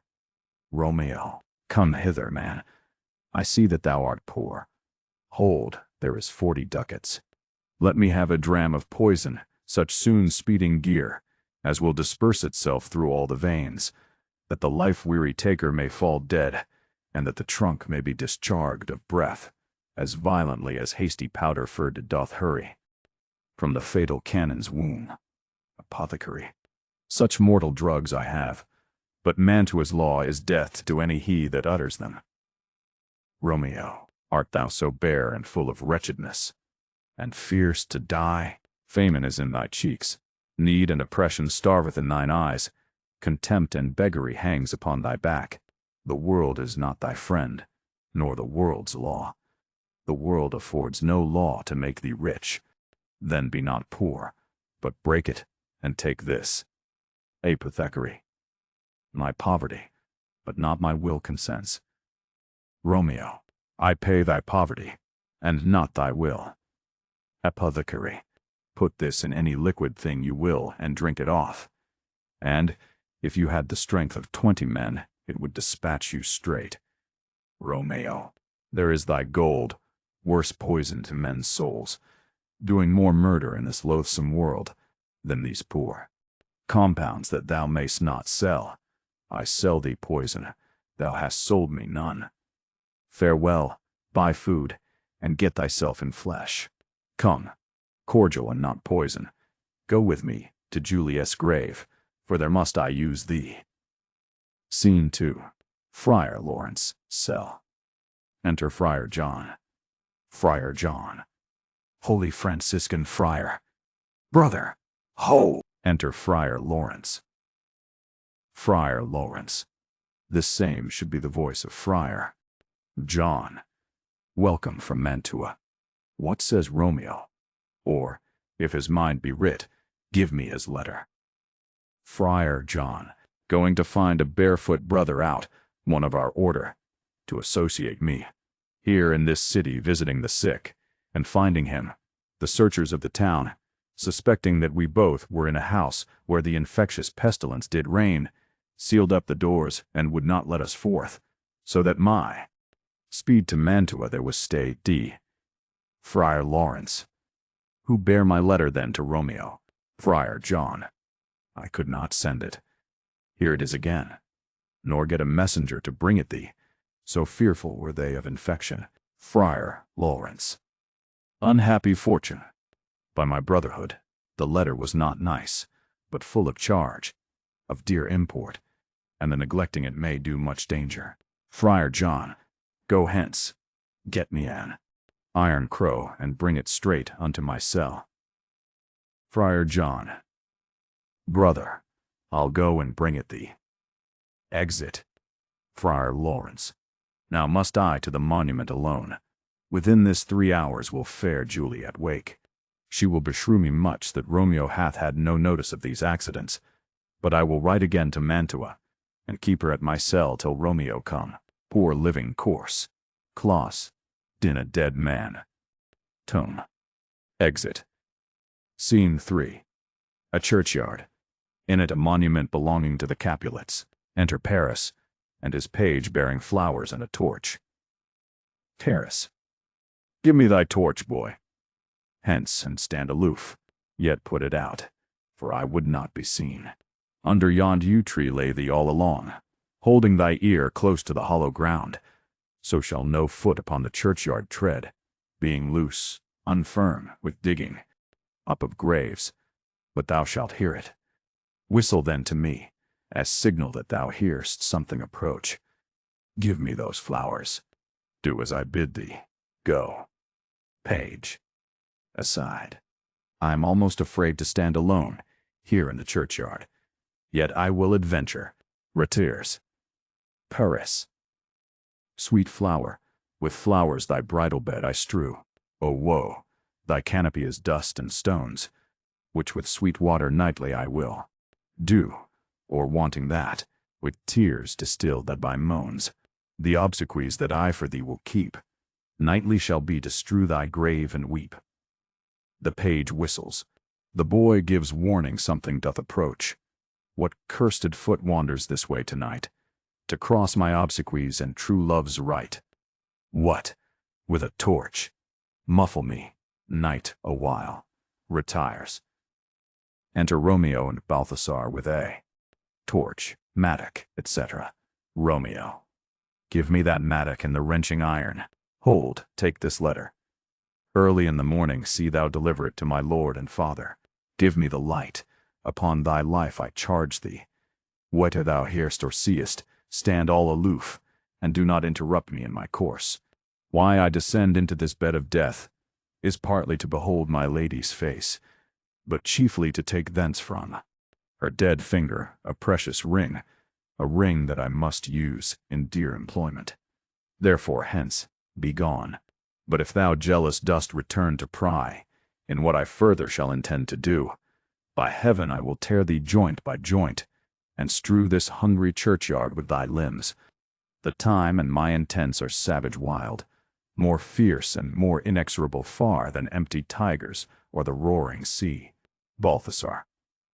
I will be gone, sir, and not trouble you. Romeo. So shalt thou show me friendship. Take thou that, live, and be prosperous, and farewell, good fellow. Balthasar. For all this same, I'll hide me hereabout.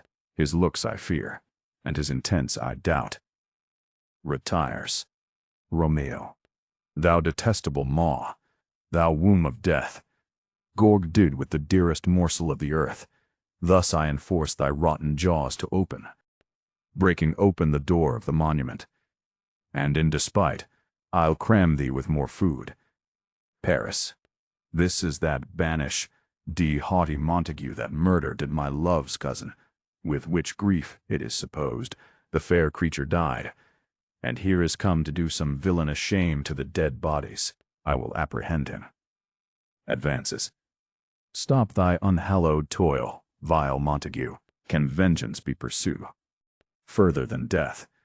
Condemned villain, I do apprehend thee. Obey, and go with me, for thou must die. Romeo. I must indeed, and therefore came I hither. Good gentle youth, tempt not a desperate man. Fly hence and leave me. Think upon these gone. Let them affright thee. I beseech thee, youth, put not another sin upon my head, by urging me to fury. O be gone. By heaven I love thee better than myself, for I come hither armed against myself. Stay not, be gone, live, and hereafter say, a madman's mercy bid thee run away. Paris. I do defy thy conjuration, and apprehend thee for a felon here. Romeo. Wilt thou provoke me? Then have at thee, boy. They fight. Page. O Lord, they fight. I will go call the watch. Exit. Paris. Oh, I am slain. Falls. If thou be merciful, open the tomb. Lay me with Juliet. Romeo. In faith I will. Let me peruse this face, Mercutio's kinsman, noble county Paris. What said my man, when my betossed soul did not attend him as we rode? I think he told me Paris should have married Juliet. Said he not so? Or did I dream it so? Or am I mad, hearing him talk of Juliet, to think it was so? Oh, give me thy hand, one writ with me in sour misfortune's book. I'll bury thee in a triumphant grave. A grave? Oh no, a lantern, slot, red youth. For here lies Juliet, and her beauty makes this vault a feasting presence full of light. Death, lie thou there, by a dead man interree. Laying Paris in the monument, how oft when men are at the point of death have they been merry, which their keepers call a lightning before death. Oh, how may I call this a lightning? O my love, my wife, death that hath sucked the honey of thy breath, hath had no power yet upon thy beauty. Thou art not conquered deed. Beauty's ensign yet is crimson in thy lips and in thy cheeks, and death's as pale flag is not advanced there. Tybalt, liest thou there in thy bloody sheet? Oh, what more favor can I do to thee, than with that hand that cut thy youth in twain, to sunder his that was thine enemy? Forgive me, cousin. Ah, dear Juliet, why art thou yet so fair? Shall I believe that unsubstantial death is amorous, and that the lean abhorred monster keeps thee here in dark to be his paramour? For fear of that I still will stay with thee, and never from this palace of dim night depart again. Here will I remain, with worms that are thy chambermaids. Oh, here will I set up my everlasting rest, and shake the yoke of inauspicious stars from this world-wearied flesh. Eyes, look your last. Arms, take your last embrace. And lips, owe you the doors of breath, seal with a righteous kiss, a dateless bargain to engrossing death. Come, bitter conduct. Come, unsavory guide. Thou desperate pilot, now at once run on the dashing rocks thy seasick weary bark. Here, to my love, drinks. O true apothecary, thy drugs are quick. Thus with a kiss I die. Dies. Enter, at the other end of the churchyard, Friar Lawrence, with a lantern, crow, and spade. Friar Lawrence. St. Francis be my speed. How oft tonight have my old feet stumbled at graves. Who's there? Who is it that consorts? So late. The dead? Balthasar. Here's one, a friend, and one that knows you well. Friar Lawrence, bliss be upon you. Tell me, good my friend, what torch is yond that vainly lends his light to grubs and eyeless skulls, as I discern? It burneth in the Capel's monument. Balthasar. It doth so, holy sir, and there's my master, one that you love. Friar Lawrence. Who is it? Balthasar. Romeo. Friar Lawrence. How long hath he been there? Balthasar. Full half an hour. Friar Lawrence. Go with me to the vault. Balthasar. I dare not, sir. My master knows not, but I am gone hence, and fearfully did menace me with death, if I did stay to look on his intents. Friar Lawrence. Stay then. I'll go alone. Fear comes upon me. Oh, much I fear some ill unlucky thing. Balthasar. As I did sleep under this yew tree here, I dreamt my master and another fought, and that my master slew him. Friar Lawrence. Romeo. Advances. Alack, alack, what blood is this which stains the stony entrance of this sepulchre? What mean these masterless and gory swords, to lie discolored by this place of peace? Enters the monument. Romeo. Oh, pale! Who else? What? Paris too, and steeped in blood. Ah, what an unkind hour is guilty of this lamentable chance. The lady stirs. Juliet wakes and stirs. Juliet, O comfortable friar, where is my lord? I do remember well where I should be, and there I am. Where is my Romeo? Noise within. Friar Lawrence, I hear some noise. Lady, come from that nest of death, contagion, and unnatural sleep. A greater power than we can contradict hath thwarted our intents. Come, come away. Thy husband in thy bosom there lies dead, and Paris too. Come, I'll dispose of thee among a sisterhood of holy nuns. Stay not to question, for the watch is coming. Come, go, good Juliet. I dare no longer stay. Juliet, go, get thee hence, for I will not away. Exit Friar Lawrence. What is here? A cup clasped in my true love's hand. Poison, I see, hath been his timeless end. O churl, drink all, and left no friendly drop to help me. After, I will kiss thy lips. Haply some poison yet doth hang on them, to make me die with a restorative. Thy lips are warm. First watch. Within. Lead, boy. Which way? Juliet. Yea. Noise. Then I'll be brief. O happy dagger. Snatching Romeo's dagger. This is thy sheath. Stabs herself. There rest, and let me die. Falls on Romeo's body and dies. Enter watch, with the page of Paris. Page. This is the place. There, where the torch doth burn. First watch. The ground is bloody. Search about the churchyard. Go, some of you, whoe'er you find attach. Exhumed some of the watch. Pitiful sight.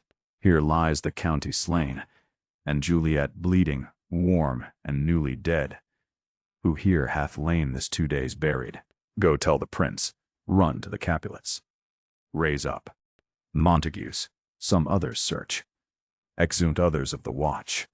We see the ground whereon these woes do lie, but the true ground of all these piteous woes we cannot without circumstance descry. Re-enter some of the watch with Balthasar.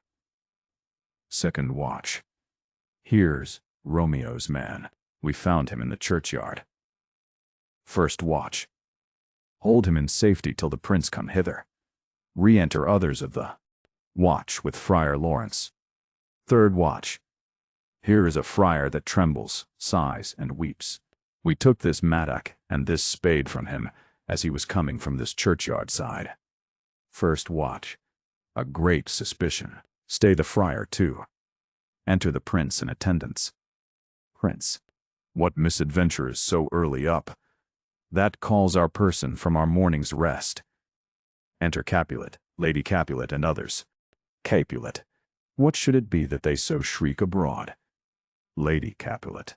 Oh, the people in the street cry Romeo, some Juliet, and some Paris, and all run with open outcry toward our monument. Prince. What fear is this which startles in our ears? First watch.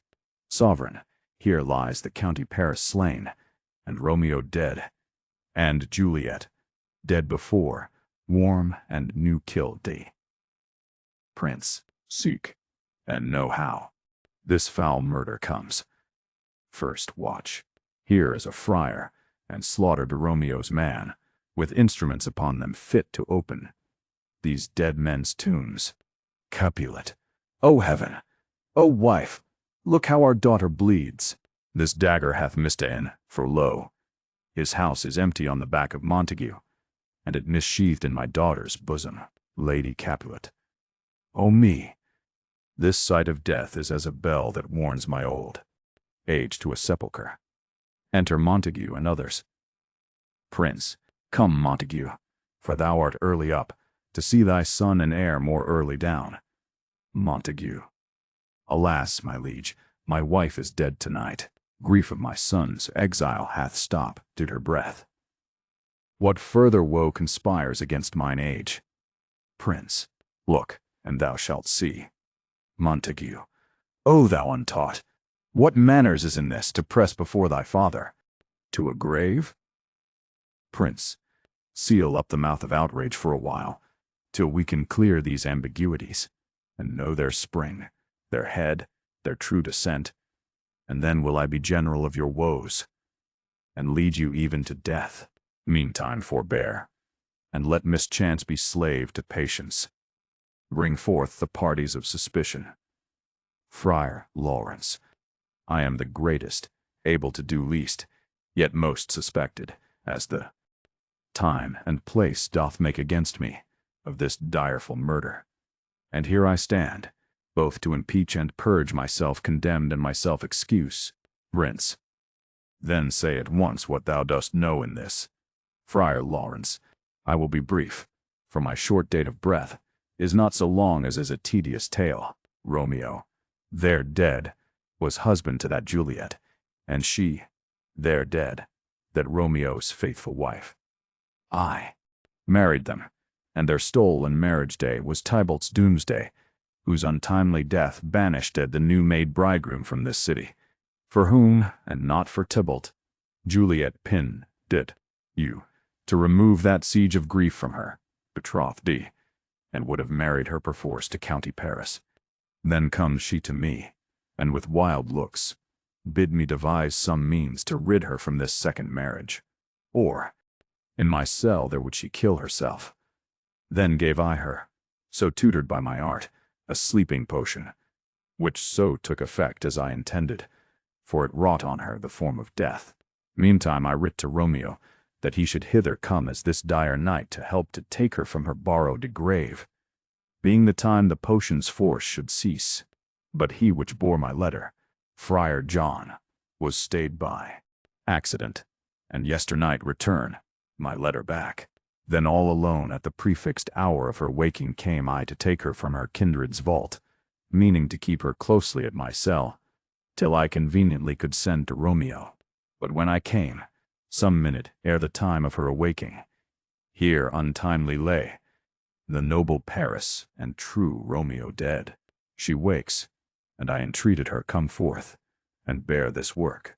of heaven with patience. But then a noise did scare me from the tomb, and she, too desperate, would not go with me, but, as it seems, did violence on herself. All this I know, and to the marriage her nurse is privy. And if aught in this miscarried by my fault, let my old life be sacrificed, some hour before his time, unto the rigor of severest law. Prince, we still have known thee for a holy. Meh. Where's Romeo's man? What can he say to this? Balthasar, I brought my master news of Juliet's death. And then in post he came from Mantua to this same place, to this same monument. This letter he early bid me give his father, and threatened me with death, going in the vault, if I departed not, and left him there. Prince, give me the letter, I will look on it. Where is the county's page that? Raised to the watch. Sirrah, what made your master in this place? Page, he came with flowers to strew his lady's grave, and bid me stand aloof, and so I did. Anon comes one with light to ope the tomb, and by my master drew on him, and then I ran away to call the watch. Prince, this letter doth make good the friar's words, their course of love, the tidings of her death. And here he writes, that he did buy a poison of a poor apothecary, and therewithal came to this vault to die, and lie with Juliet. Where be these enemies? Capulet, Montague, see what a scourge is laid upon your hate, that heaven finds means to kill your joys with love.